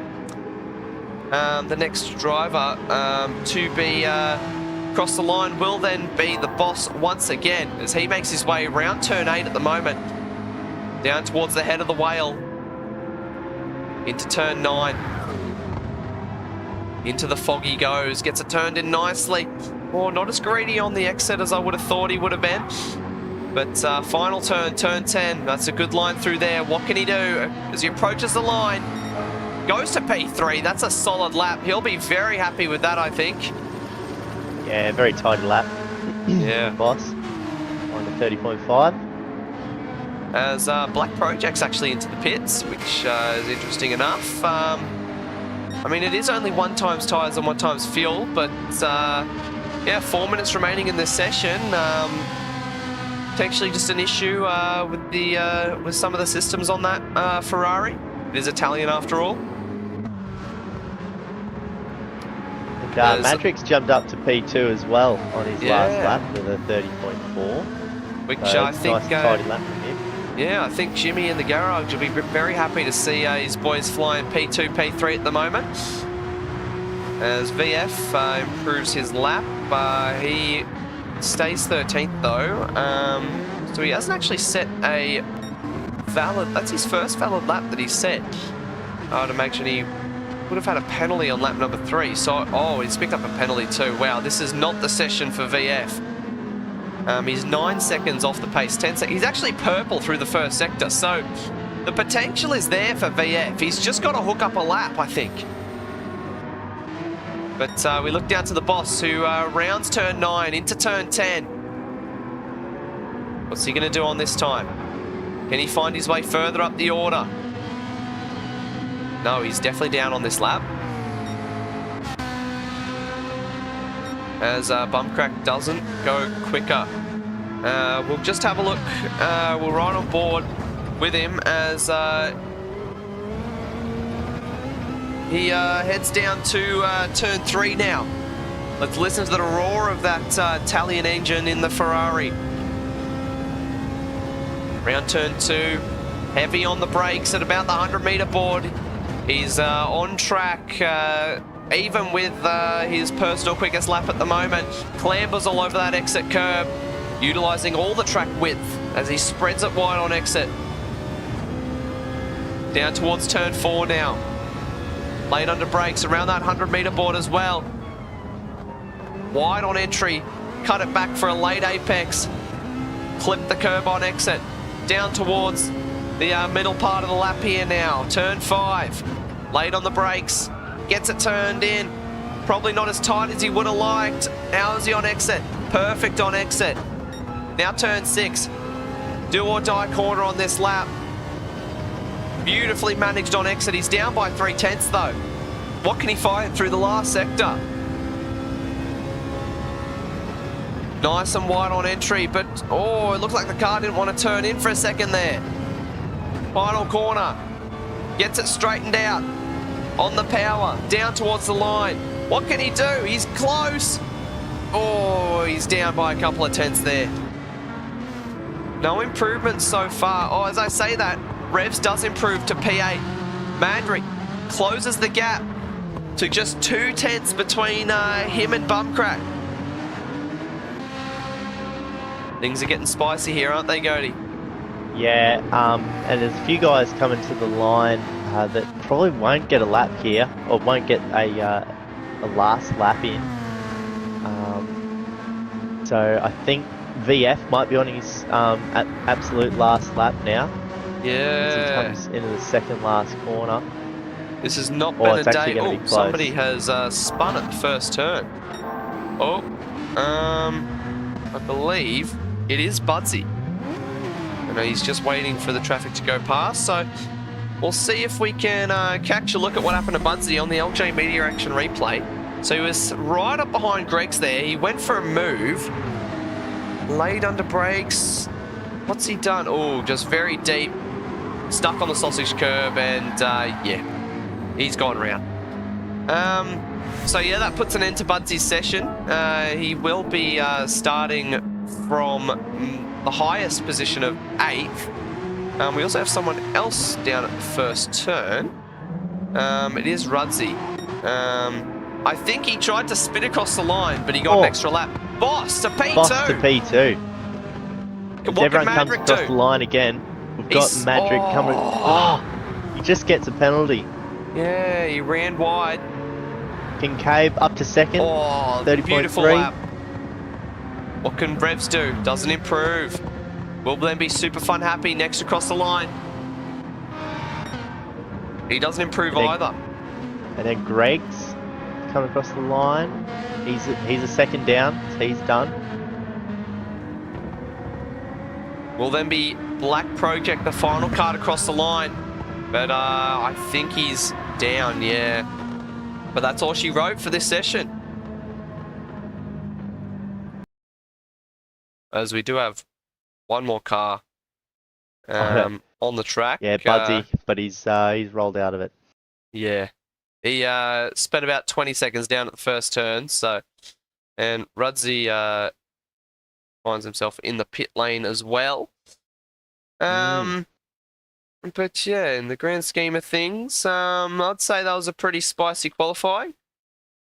As we have just got confirmation at race control from Giffo down at Jamco that Blind Man is unavailable for tonight's race, which is rather unfortunate given his recent form in both Category 2A and Category 1. So we're just waiting for the session timer to finish off so that we can proceed with race number 1. But yeah, any surprises with that one there, Goaty? Anyone that you thought stood out? Well, I'm probably going to talk about Boss. Like, Boss is he's hit or miss, and tonight has probably been a hit. He's got up into P3, but yeah, he's an interesting character. He can be either absolutely nowhere or right up the front. So he's right up the front tonight. So well done, Boss. Yeah, so let's have a look at the qualifying results, the way they will be lining up in a moment's time. So Bumcrack takes pole position. He gets the 2 bonus points, a 1 minute 30.271. Kincaid will be joining him alongside on the front row of the grid, a 130.3 for him. The Boss just behind P3. 4th is Madrick. 5th is Rudsey. So the 2 Black Rose drivers flying in formation, P4, P5. Grovel there in 6th. Budsy 7th. Revs in 8th. Black Project 9th. Super Fun Happy 10th. Keza 11th. Greg's 12th. And VF. He was able to get down to a 131.8 in the end, but yeah, I believe that lap he was carrying a half-second penalty. So yeah, there's that. Yeah, I think VF showed glimpses of pace in that session, but yeah, it's just showing that those penalties are very, very tough, and it's enough to ruin a race. So yeah, what are your race predictions, Goaty? Who do you reckon's hot for your podium? Well, I reckon Cabe could make a move on Bumcrack, so I'm gonna go Cabe for first, and maybe Bumcrack second, and Madrick, or maybe Rudsey will jump up into third. So Cabe, Bumcrack, and Rudsey. That's my prediction. Cool. Thanks, Goaty. So I'm just you're welcome, mate. Just having a quick squiz on the extended radar that we get here in the comms box, and yeah, just very, very interesting. I'm not seeing any rain, but very, very interesting to say the least. Yeah. There's nothing. I'm just trying to make things interesting, guys. There's nothing on the radar. But that could all change. It's 20 minutes in this race. So what do you say we get started with the first of 2 races here tonight, Goaty? Yeah, I'd say it's a good idea, Leno. So I reckon we should do that. Yeah. Who thought of that? Who thought of it? Me. So who's your prediction, mate? Who's going to win? I don't know. I kind of like the way the Boss looked. It would be good to see him back up the top again, I reckon. You like the way Boss looks? Yeah. Is that an issue, Goaty? There's something wrong with that? No, it's a bit questionable, but it's all right. Whatever floats your boat, mate. Yeah, all right. 2025.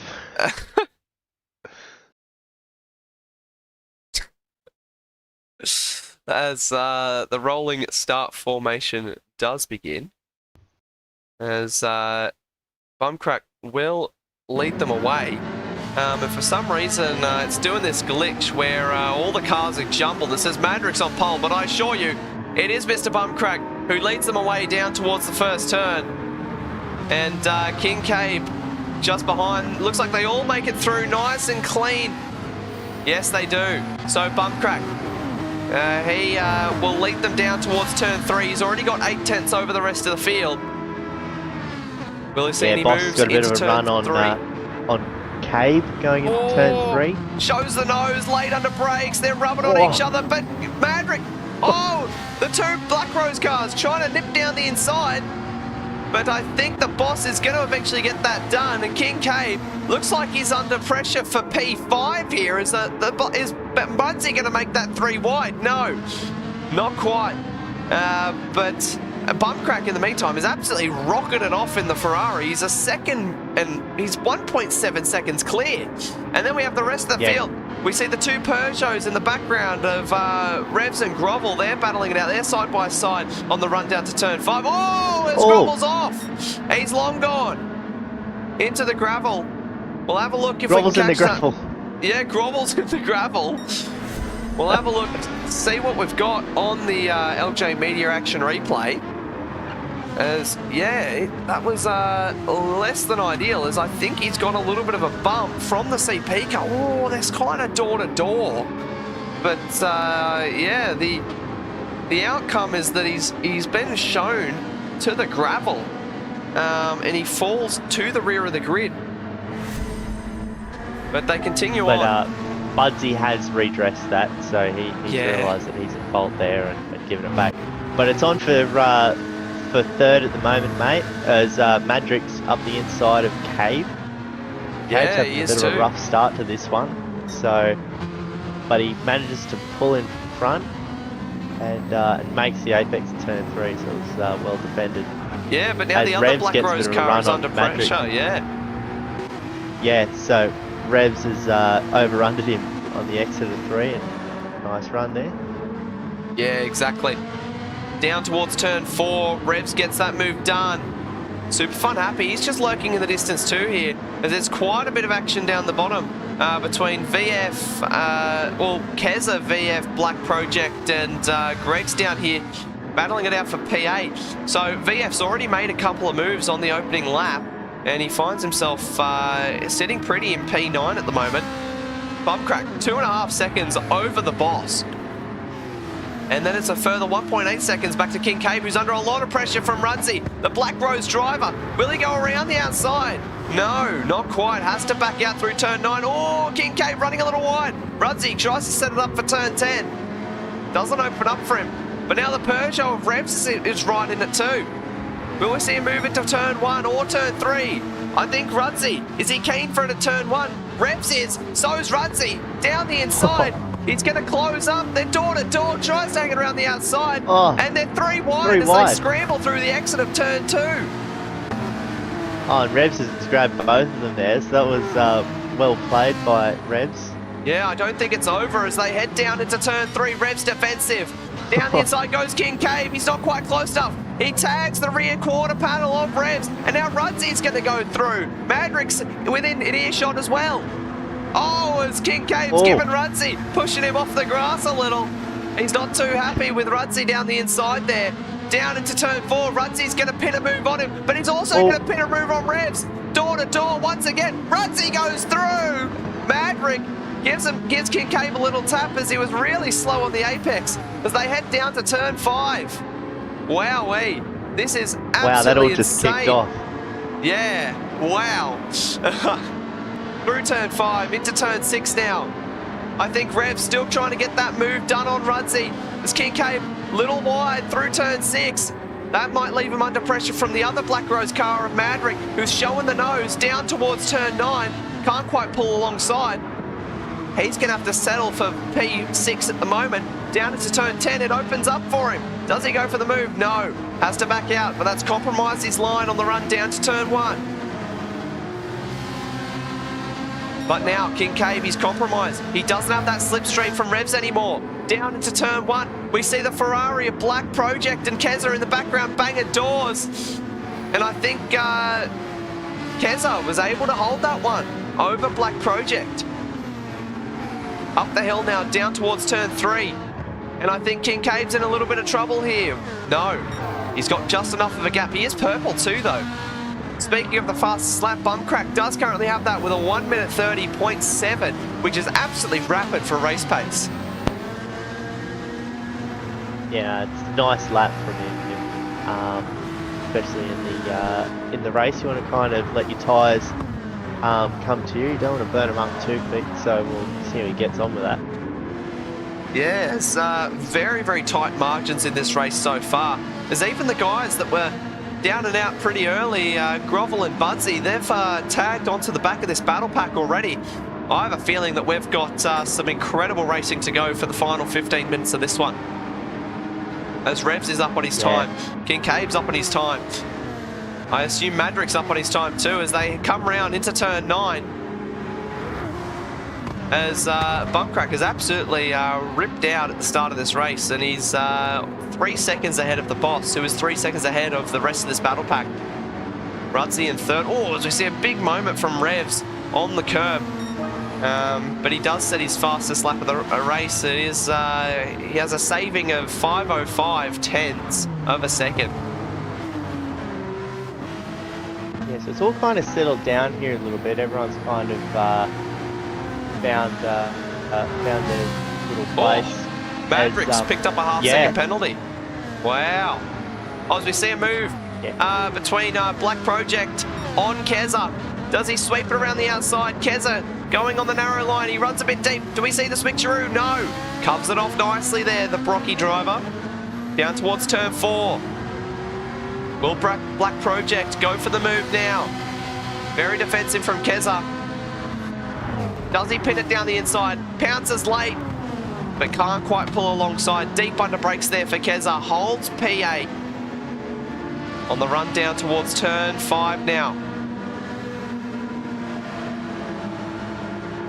I think these two just settling down for a moment, but wide there. Yeah, Keza. Oh, bit of contact on the exit. Wow, Keza ran a little wide. That compromised him down towards turn 6, and convergence of lines there between the two. And Black Project, he tagged the rear quarter panel of Keza, and yeah, it almost ended in disaster for the Kraken Esports driver in the number 34 car. Down towards turn 10. These quick change of direction corners are great for the Ferrari. It's where it strives. As he pulls alongside once again, these two having an age-old battle for P8. Oh, still door to door.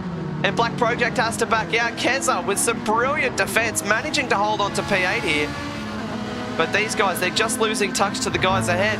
And it's inviting VF into the party. As we see, Revs up front, trying to get a move done on Rudsey. Rudsey a little slow out of the corner.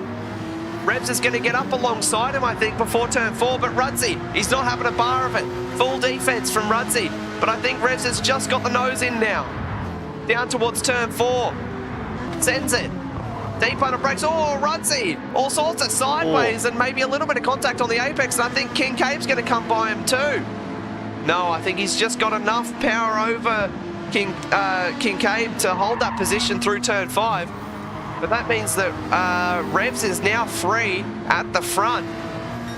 So he takes P3 up into the podium places. And now Rudsey could be under pressure from Kincaid here if he can mount a offense to the Black Rose driver. As things settling down further down the order now, as Black Project and Keza, they're still side by side, and Black Project, he's going to get that done. Oh, but they both run a little wide, in danger of a penalty there. I think they've both got away with it on the run towards line though. Some incredible racing we've been witnessing here, haven't we, Cody? Yeah, and I think, I was just going to say Kincaid's getting close to the back of Rudsey, but Rudsey has a turn 1 and kind of gets away from it a bit.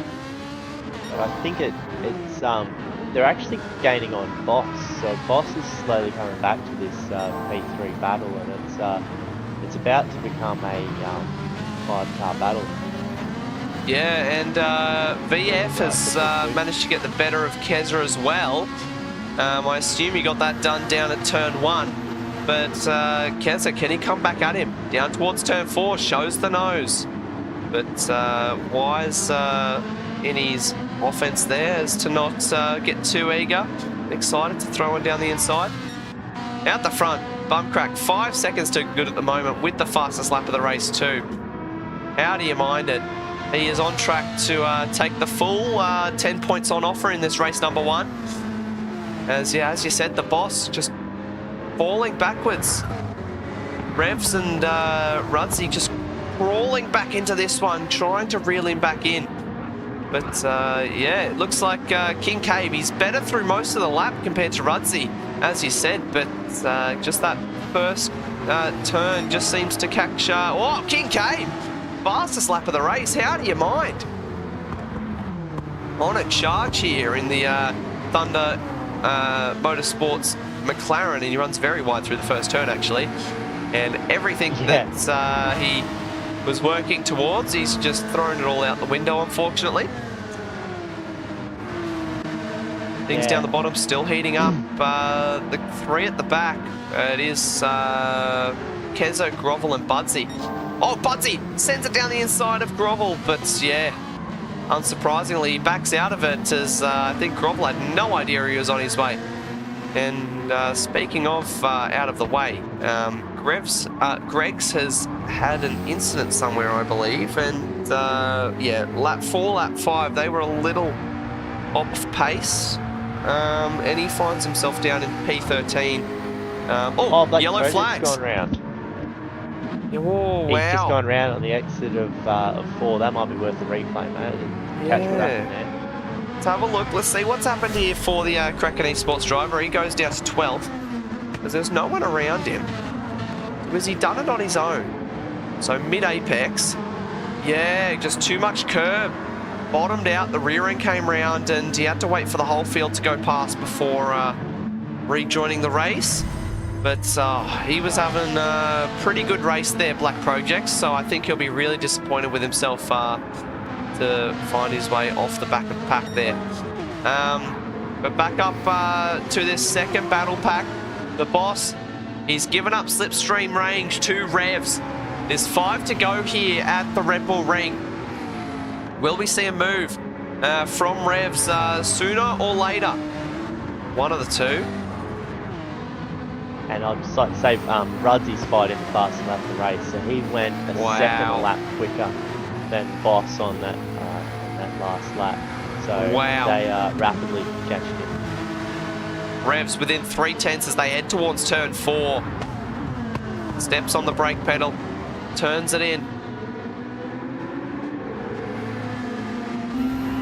So right on board with the Datsun Racing Peugeot in his hunt for this second position on the boss.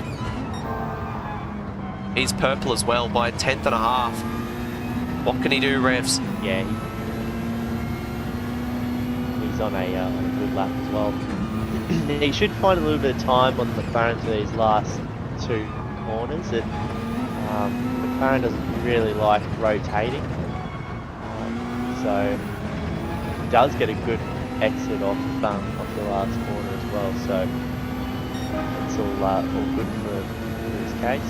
Yeah, he lost a lot of time through turn 9 and 10 there, Revs. So he does get his quickest lap of the race, but it is 10th off the fastest lap.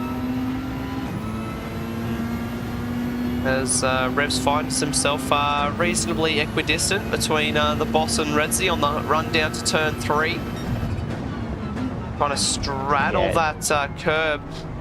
I found that curb coming into turn 3, your ability to brake on it is tends to be a little bit random. So I personally hate that curb, but he's showing the nose. For a dive here, mate.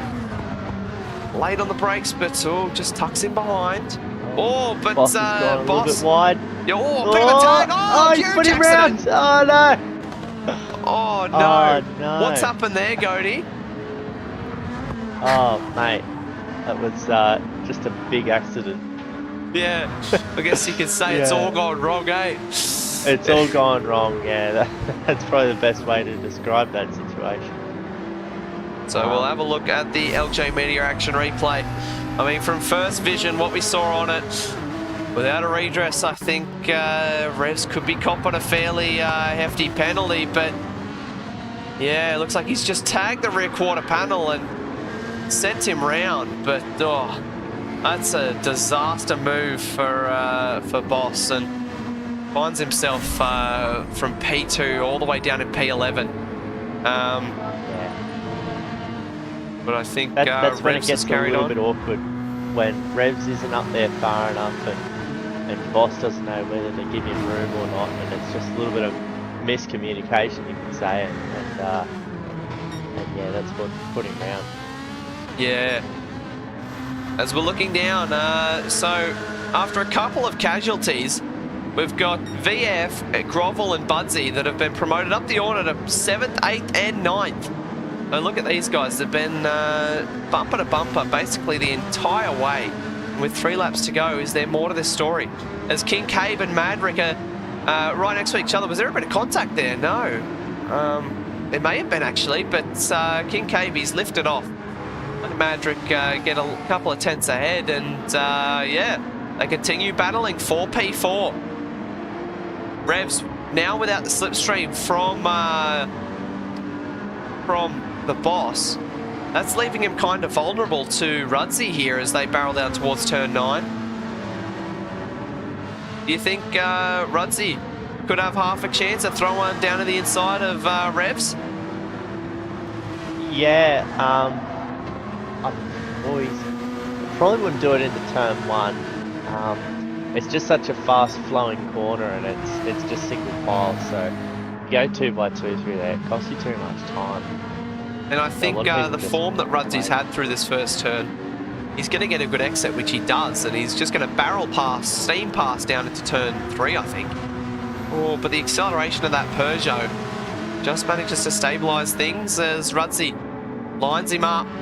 But yeah, too far away to make anything of it. Does, yeah. Out of there. Well, Rudzy lights up the rear wheels, and yeah. That's right. Revs gets to live to fight another day. It's turn 4 now. Half a second still separating these guys. 2 minutes on the clock. This seems to close up nicely on braking. Yeah, it's very interesting to see the differences in the cars as that gap just ebbs and flows throughout a lap.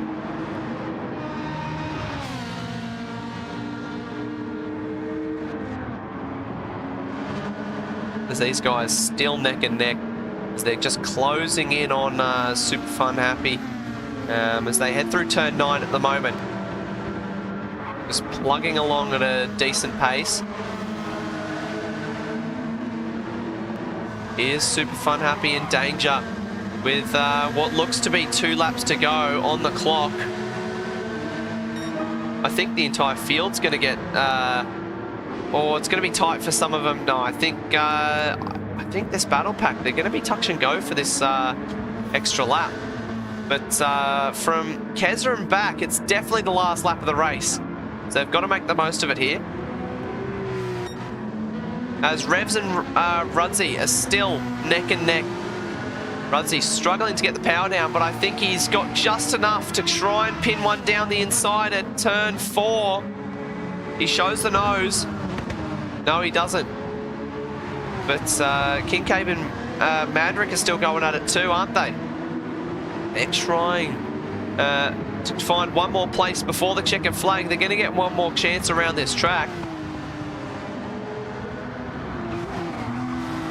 Trying to monitor 2 battles at once. It's like a juggling game. But P2 and P3.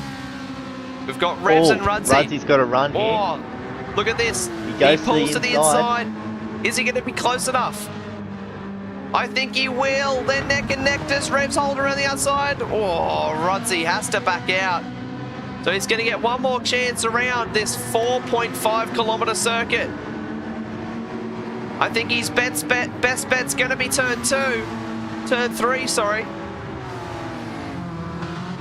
What can he do? Shows the nose into turn 1.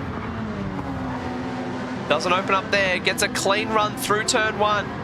As Super Fun Happy, VF, Grovel, and Budsy all finish. Next will be Kezard across the line. The Boss, Black Project, and Greggs will come home in P13. But back up to this battle up front. I think Revs, he's done enough through turn 2. He needs a good exit here. He doesn't get it. Here comes Rudzy. He's on the power quick and good. Can he find something down into turn 4? That gap's still just out at 3/10. Shows the nose, but it doesn't open up for him. His best bet now is a Hail Mary through turn 9 and turn 10. As Bumcrack is just cruising away to an easy victory. 3.5 seconds to the good at the moment. But that gap opens up to half a second. Oh, Revs testing the waters with the track limits there. But he gets a clean run. I think he's done enough. Into turn 9. As Rudzi still half a second astray. And I think Revs is just going to hold on for P2 here. But as we cross to the finish line, Mr. Bumcrack, he hasn't got a lot of TV time in this first race, but he'll take maximum points for race number 1. Revs takes P2. Brilliantly fought. Rudzi completes the podium. Madrick 4th. Kincaid 5th. And wow. What a race 1. That was just spectacular, wasn't it, Cody? Yeah, no, that was it was a good battle right the way through actually for P2 and P3 as well.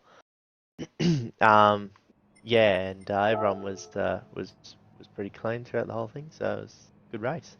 Yeah, absolutely. So we'll just have a look at the race results for race number 1 there. So Mr. Bumcrack, wow, look at his finishing time. 21 minutes, 21 seconds, and 21 milliseconds. What are the odds of that? But he takes they're pretty low. Thanks, Cody. So he takes P1, Yeah. Revs P2, Rudzi P3. They'll complete your podium for race number 1. Madrick 4th with the fastest lap. He edges out over Rudzi by a couple of hundredths of a second. Kincaid finishes 5th. And he did get a half-second penalty at the end there, which has doubled to 1 second. Superfun Happy in 6th. VF 7th. Grovel there in 8th. Budsy 9th. Keza 10th. The Boss 11th. Black Project in 12th. And Greg's will finish race number 1 in P13. So, wow. That was an intense race. That was almost 20 minutes of straight racing action, wasn't it, Cody? Yeah, well, I think you could nearly call it that because it was a 20-minute sprint.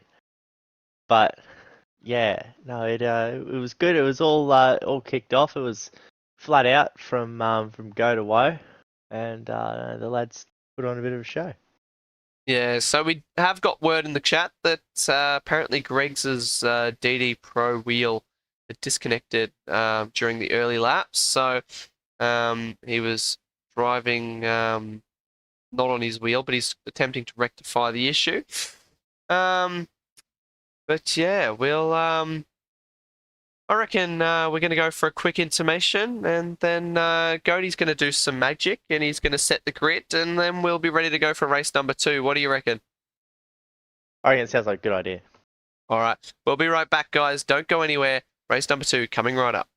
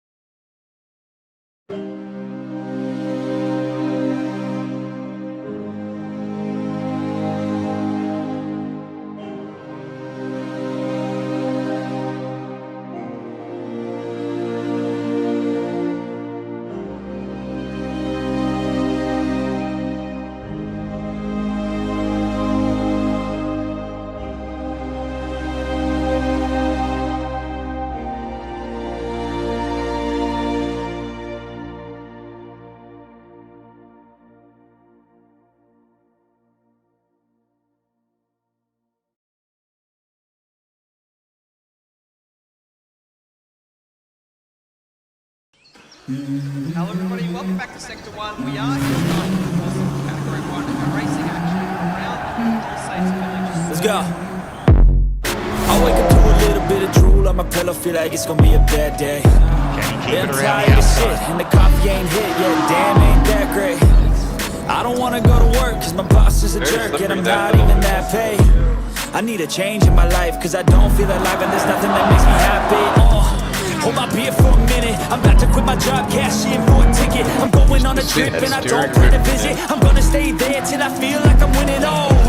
And this is just the beginning, I need a big change, only feel like living. I need a big swing, home runs I'm hitting, and I'll never look back, moving on till I get it all. And we all got dreams, we all want things. But what you gonna do for it, how you gonna move for it, what you gonna be? And do you believe you can do anything? But what you gonna do for it? How you gonna move for it? What you gonna be?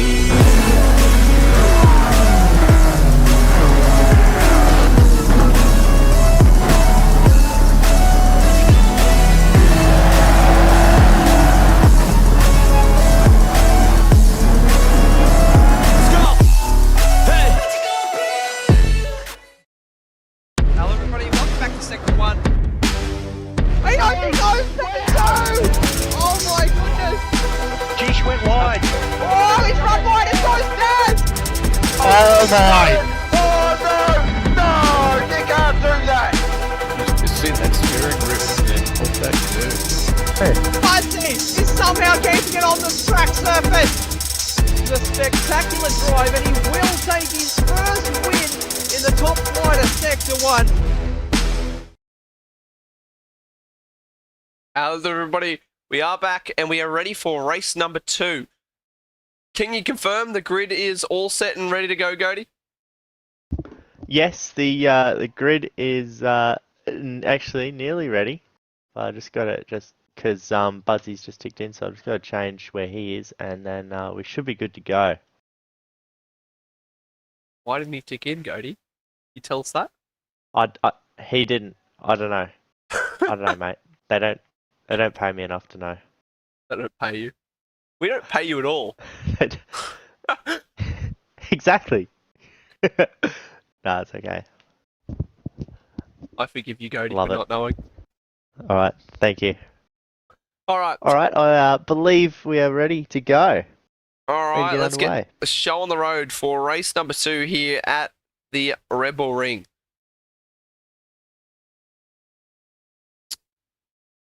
Beauty. All So, right. mate, I'm not going to ask for the top 3. I just want to know the winner. I Who's going reckon to win it?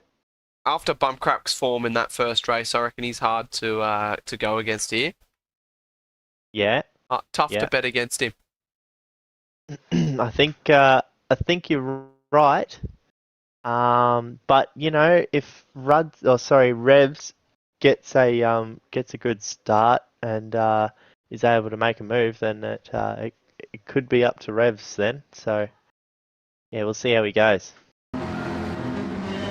As we do get underway here for race number 2 at the Red Bull Ring.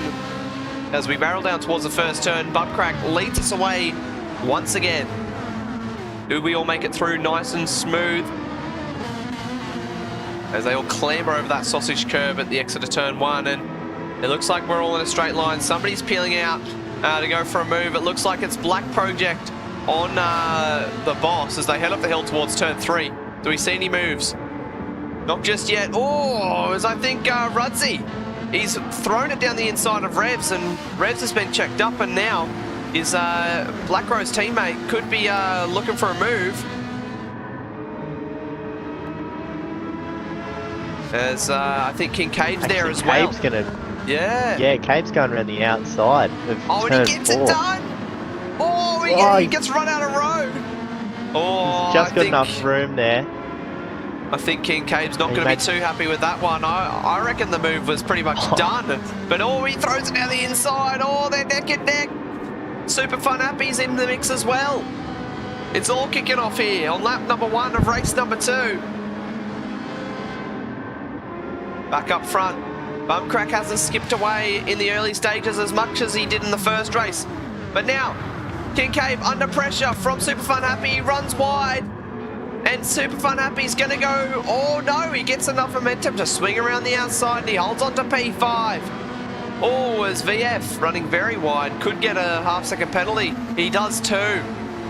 That's not good at this stage of the race. He's going to lose a bucket more time.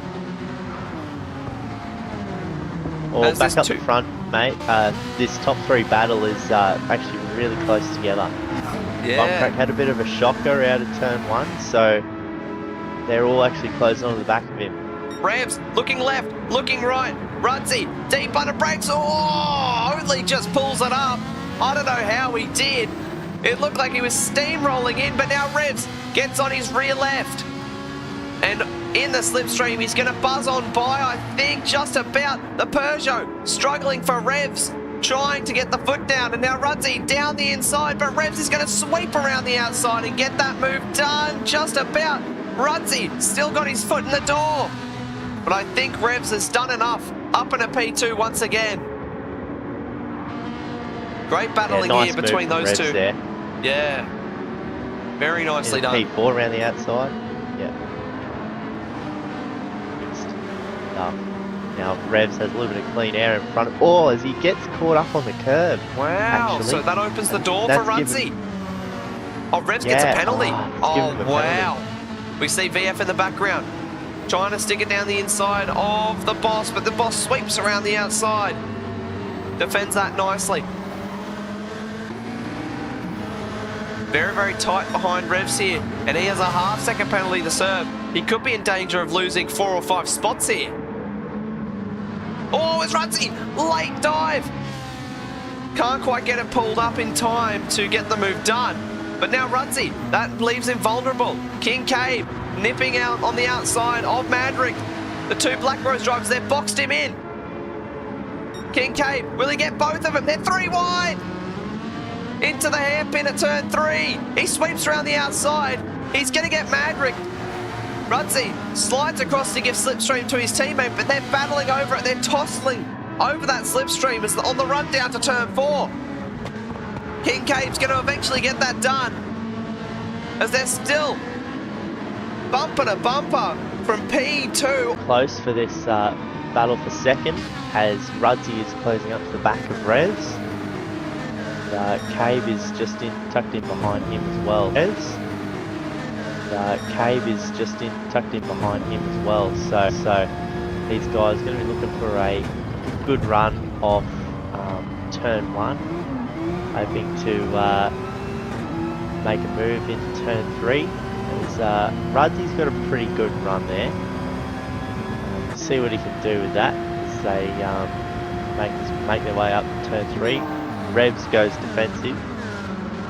Around the outside now for Revs. Look. Oh, yeah, there we go. Rudsey trying to get his foot in the door, but it doesn't quite open up. They're on the rear wing of Revs as they head down to turn 4. Look at the queue of cars behind him. Rudsey thinks about a move. Oh, Madrick tags are in quarter. Oh, it's all gone wrong. Oh, that was a huge disaster. But Revs has just skipped away as they're still 3 wide on the run down to turn 5. Look at him go, and now Grovel in the mix as well. He's going to get up to P5. Oh, they're door to door. Grovel tries hard to get it done, but Madrick around the outside. But I think Grovel, he edges himself just in front. Wowee, that was a huge moment down at turn 4. That is going to have huge implications on this race. Yeah, that all kicked off, didn't it?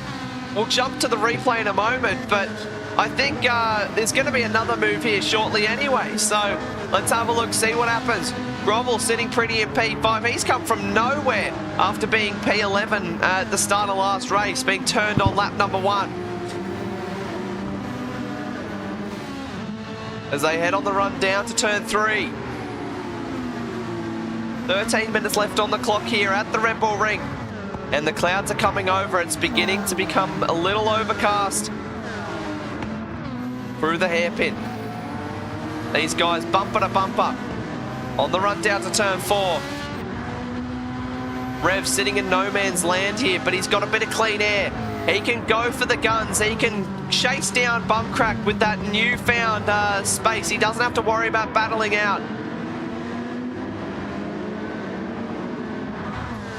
Down to turn 5. So we'll have a look at the LJ Media Action replay and just have a look what happened here. Oh no! The game's stolen me replay. Oh. So we don't have the LJ Media Action replay for the rest of the race, unfortunately. Which is rather unfortunate because I really wanted to go have another look back at that incident last lap. But they'll continue on. We did get a really good look at it from the rear wing of Rudsey's car. Of Revs' car, sorry. And like you said, mate, it is coming over quite overcast at the moment. So rain could be on the cards in the next few laps, which would spice it up a bit. If rain hit at this point, that would be a gift from the gods. That would be absolutely spectacular.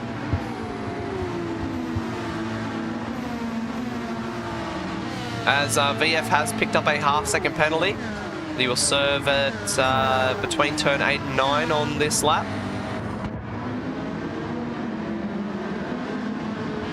Budsy currently sitting pin. Oh, huge moment for Black Project. Manages to hold on to it, but I think he's in danger of losing the position to the boss here. Down to turn 4. Will the boss make a move? No. Can't quite get enough forwards momentum. Crack 1.5 over Revs. Revs has had a mare this lap. He's given up a lot of time. 7 tenths back to Kincaid now. I think a lot of people will be in the garages biting their fingernails, you know. Can all go wrong at any moment.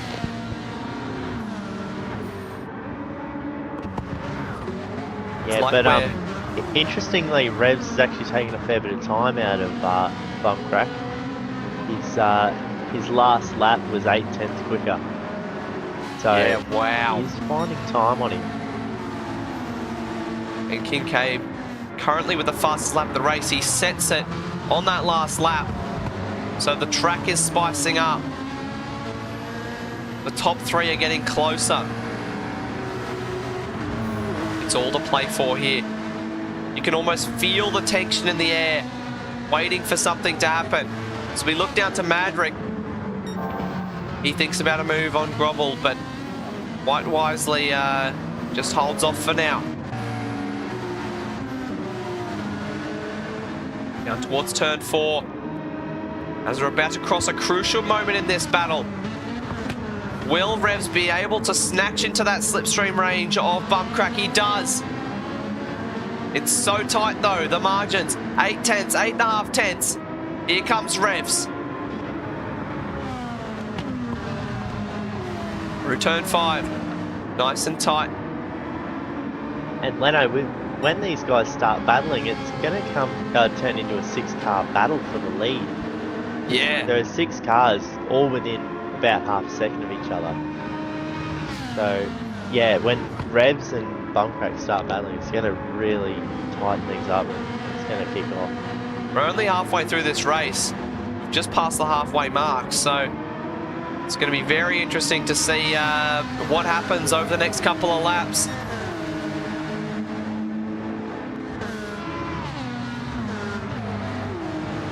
As Bumcrack unfortunately wasn't able to make hay while the moon shines.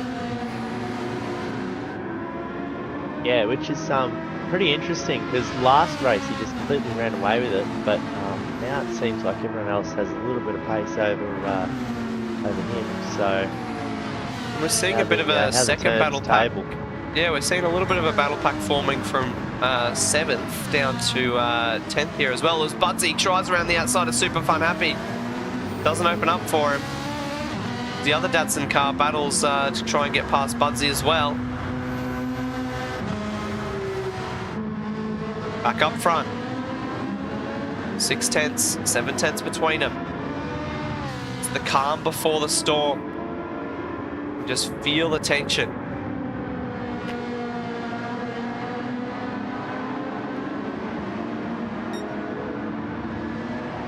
As Bumcrack is still lapping close to his fastest lap, which Rudzy, on that last lap, he's blown the fastest lap out of the water with a 30.3 lap. A race lap that's 30.3. That's a 10th off what pole position was. Holy moly. Yeah, it's a cracking lap. Onto the front straight. Revs has lost a little bit of time here, and Kincaid, he's fired in with another brilliant lap, the fastest lap of his race. Now he's right up under that rear wing of Revs. It's just about who is able to manage their car, show the best out of Rudzy's round. Wow! That's huge! Rudzy just had a big moment. Oh my god, he's just rejoined in front of 4 cars. No, he just he got on the curb on the exit turn 1 and just unsettled the car, went round. Yeah. It's really unfortunate for Rudzy there.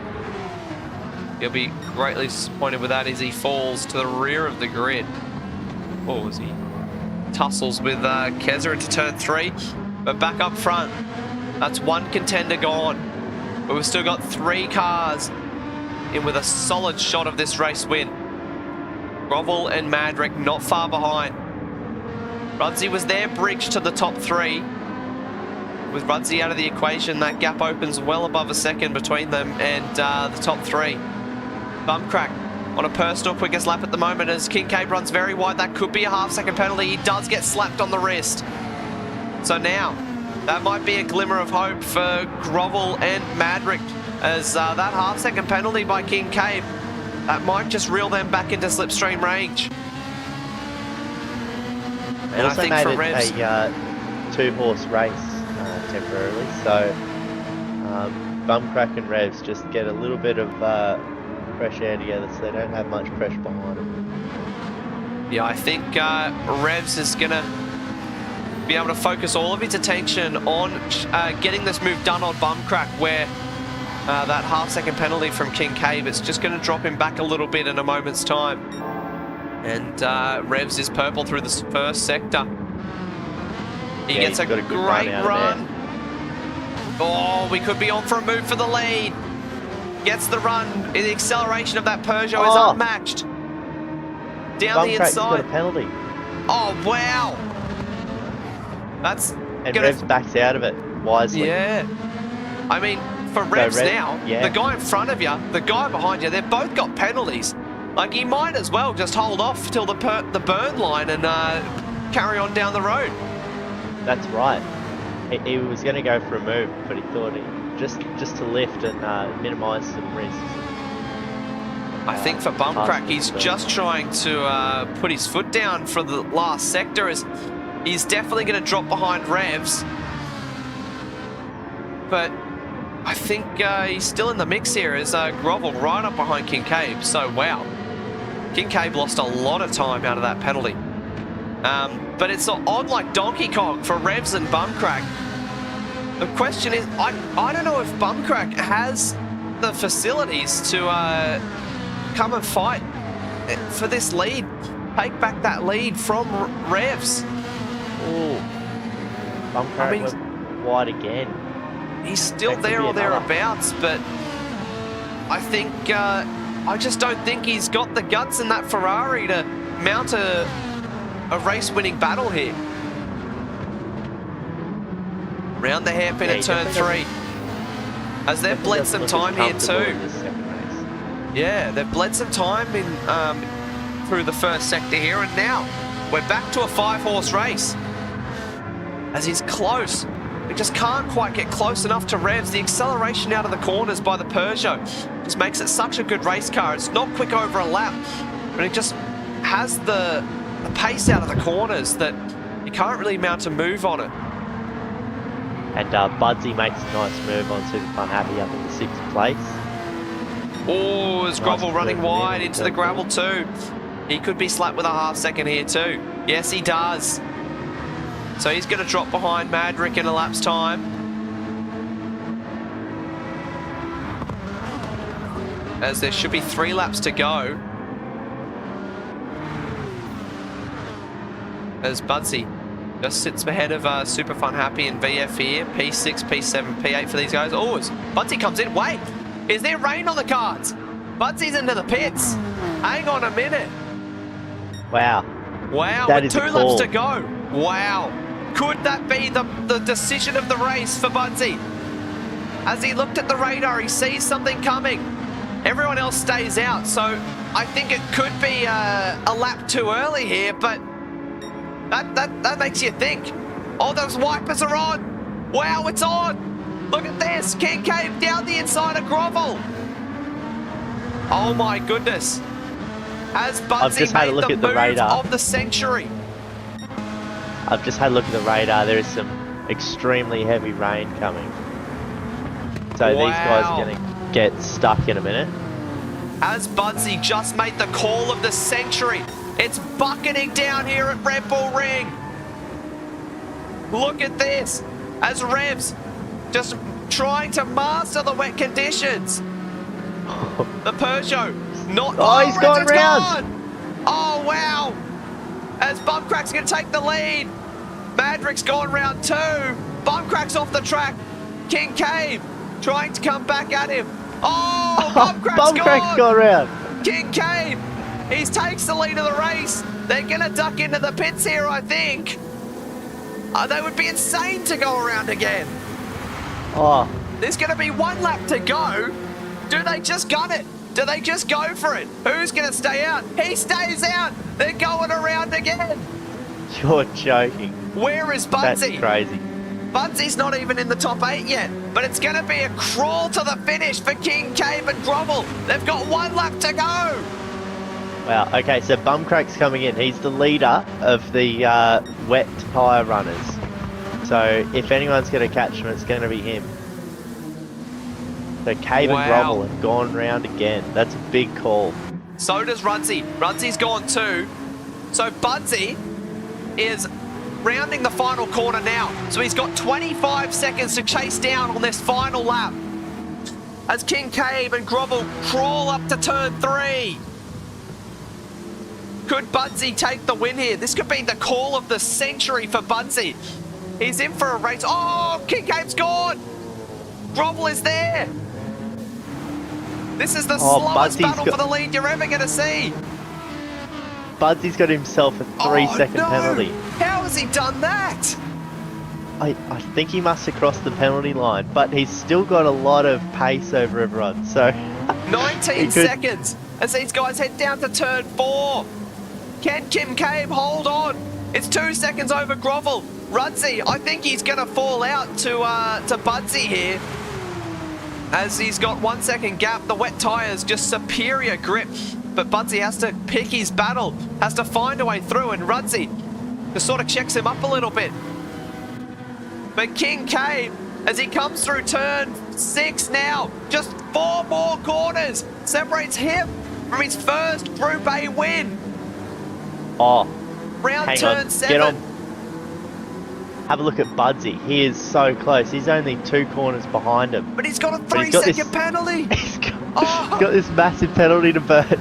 Oh my goodness, what a race. It's actually going to be really close. King Cave and Grovel, there's 6 tenths between them, half a second. Is King Cave going to crumble at the last mountain? Round the final corner, does he hold it? I think he does. King Cave, he's going to take P1 in extraordinary fashion. Take a bow, King Cave. He takes the win. Grovel P2, and it's going to be Budsy on the podium against all odds. Bumcrack in 4th, and it's going to be Madrick. No, it's not. It's going to be Super Fun Happy. He's going to come home and take P5. Black Project there in 6th. Madrick reverses over the finish line. Have you ever seen anything like it? Rudsy in 8th. Wow. Revs will come home in 9th. And VF, he's going to crawl around the final corner.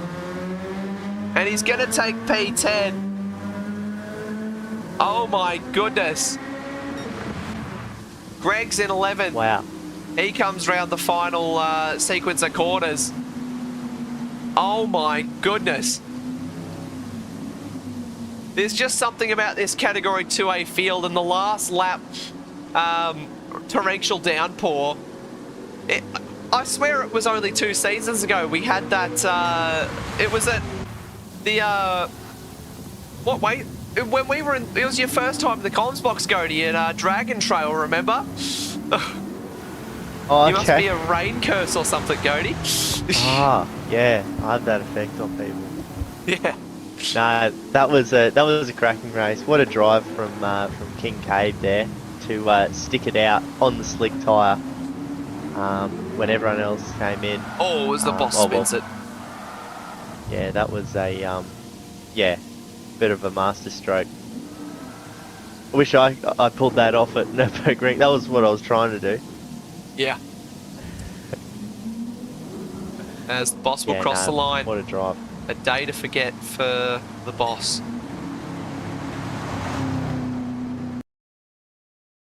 I believe that's all our drivers across the line. Yeah, it is. But wow. What a way to take your first ever Group A win in Sector 1. And just as quickly as it started, the rain has stopped in the lobby. So we have a look at the race results for race number 2.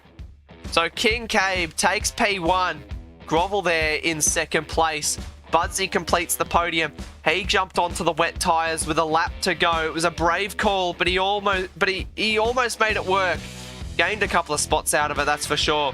Bumcrack there, 4th place. Super Fun Happy, 5th. Black Project, 6th. Madrick, 7th.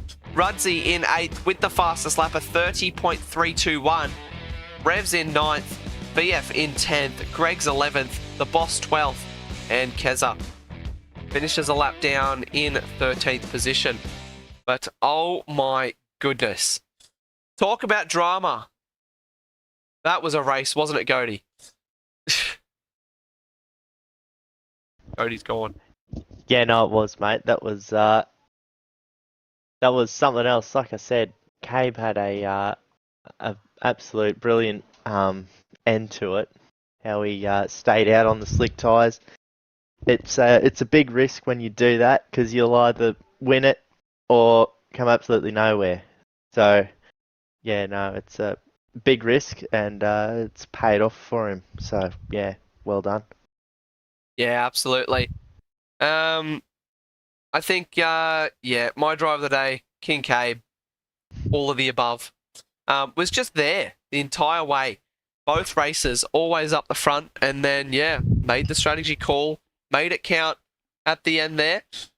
We have a couple of drive of the days firing in chats. They're mostly for Grovel, which Grovel went under the radar a lot.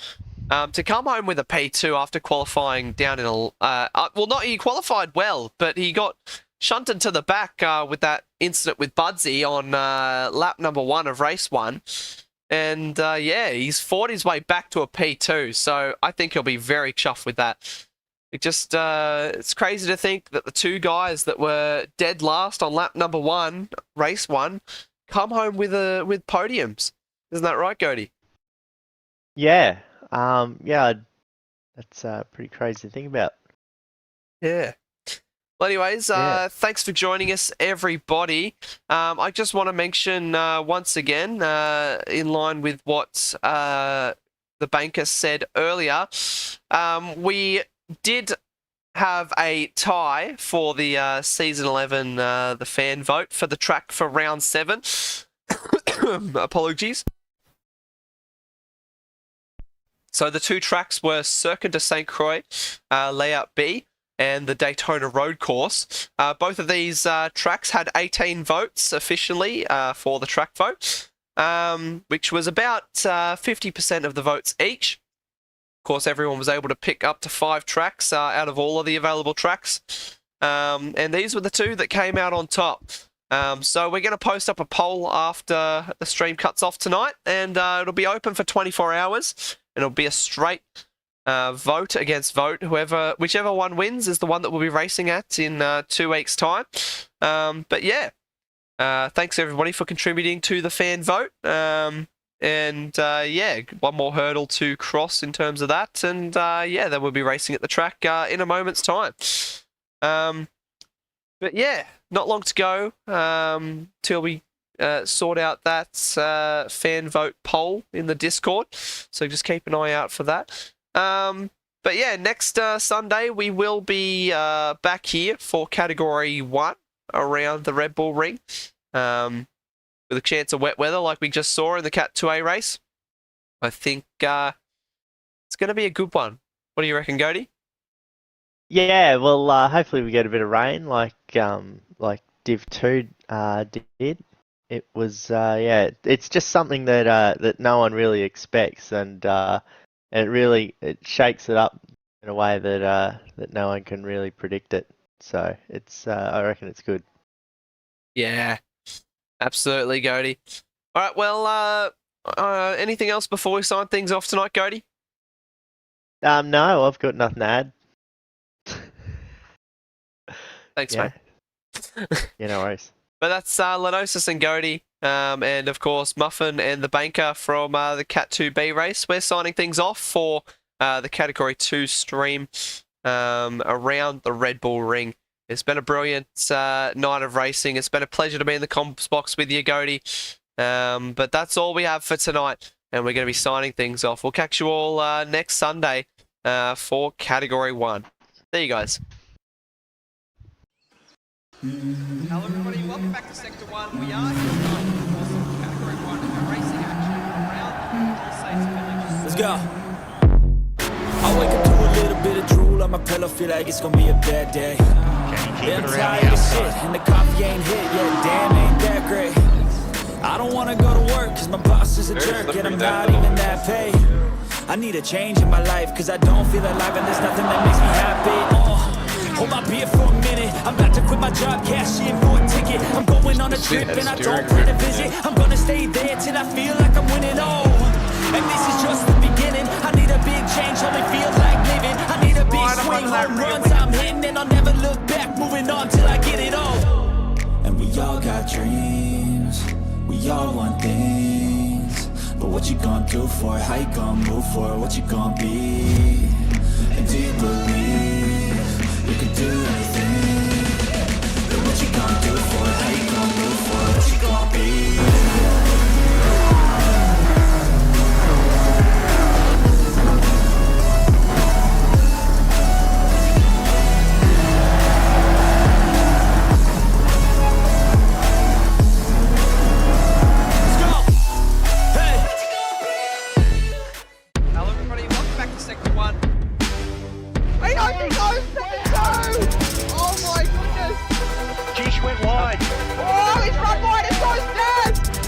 Oh my!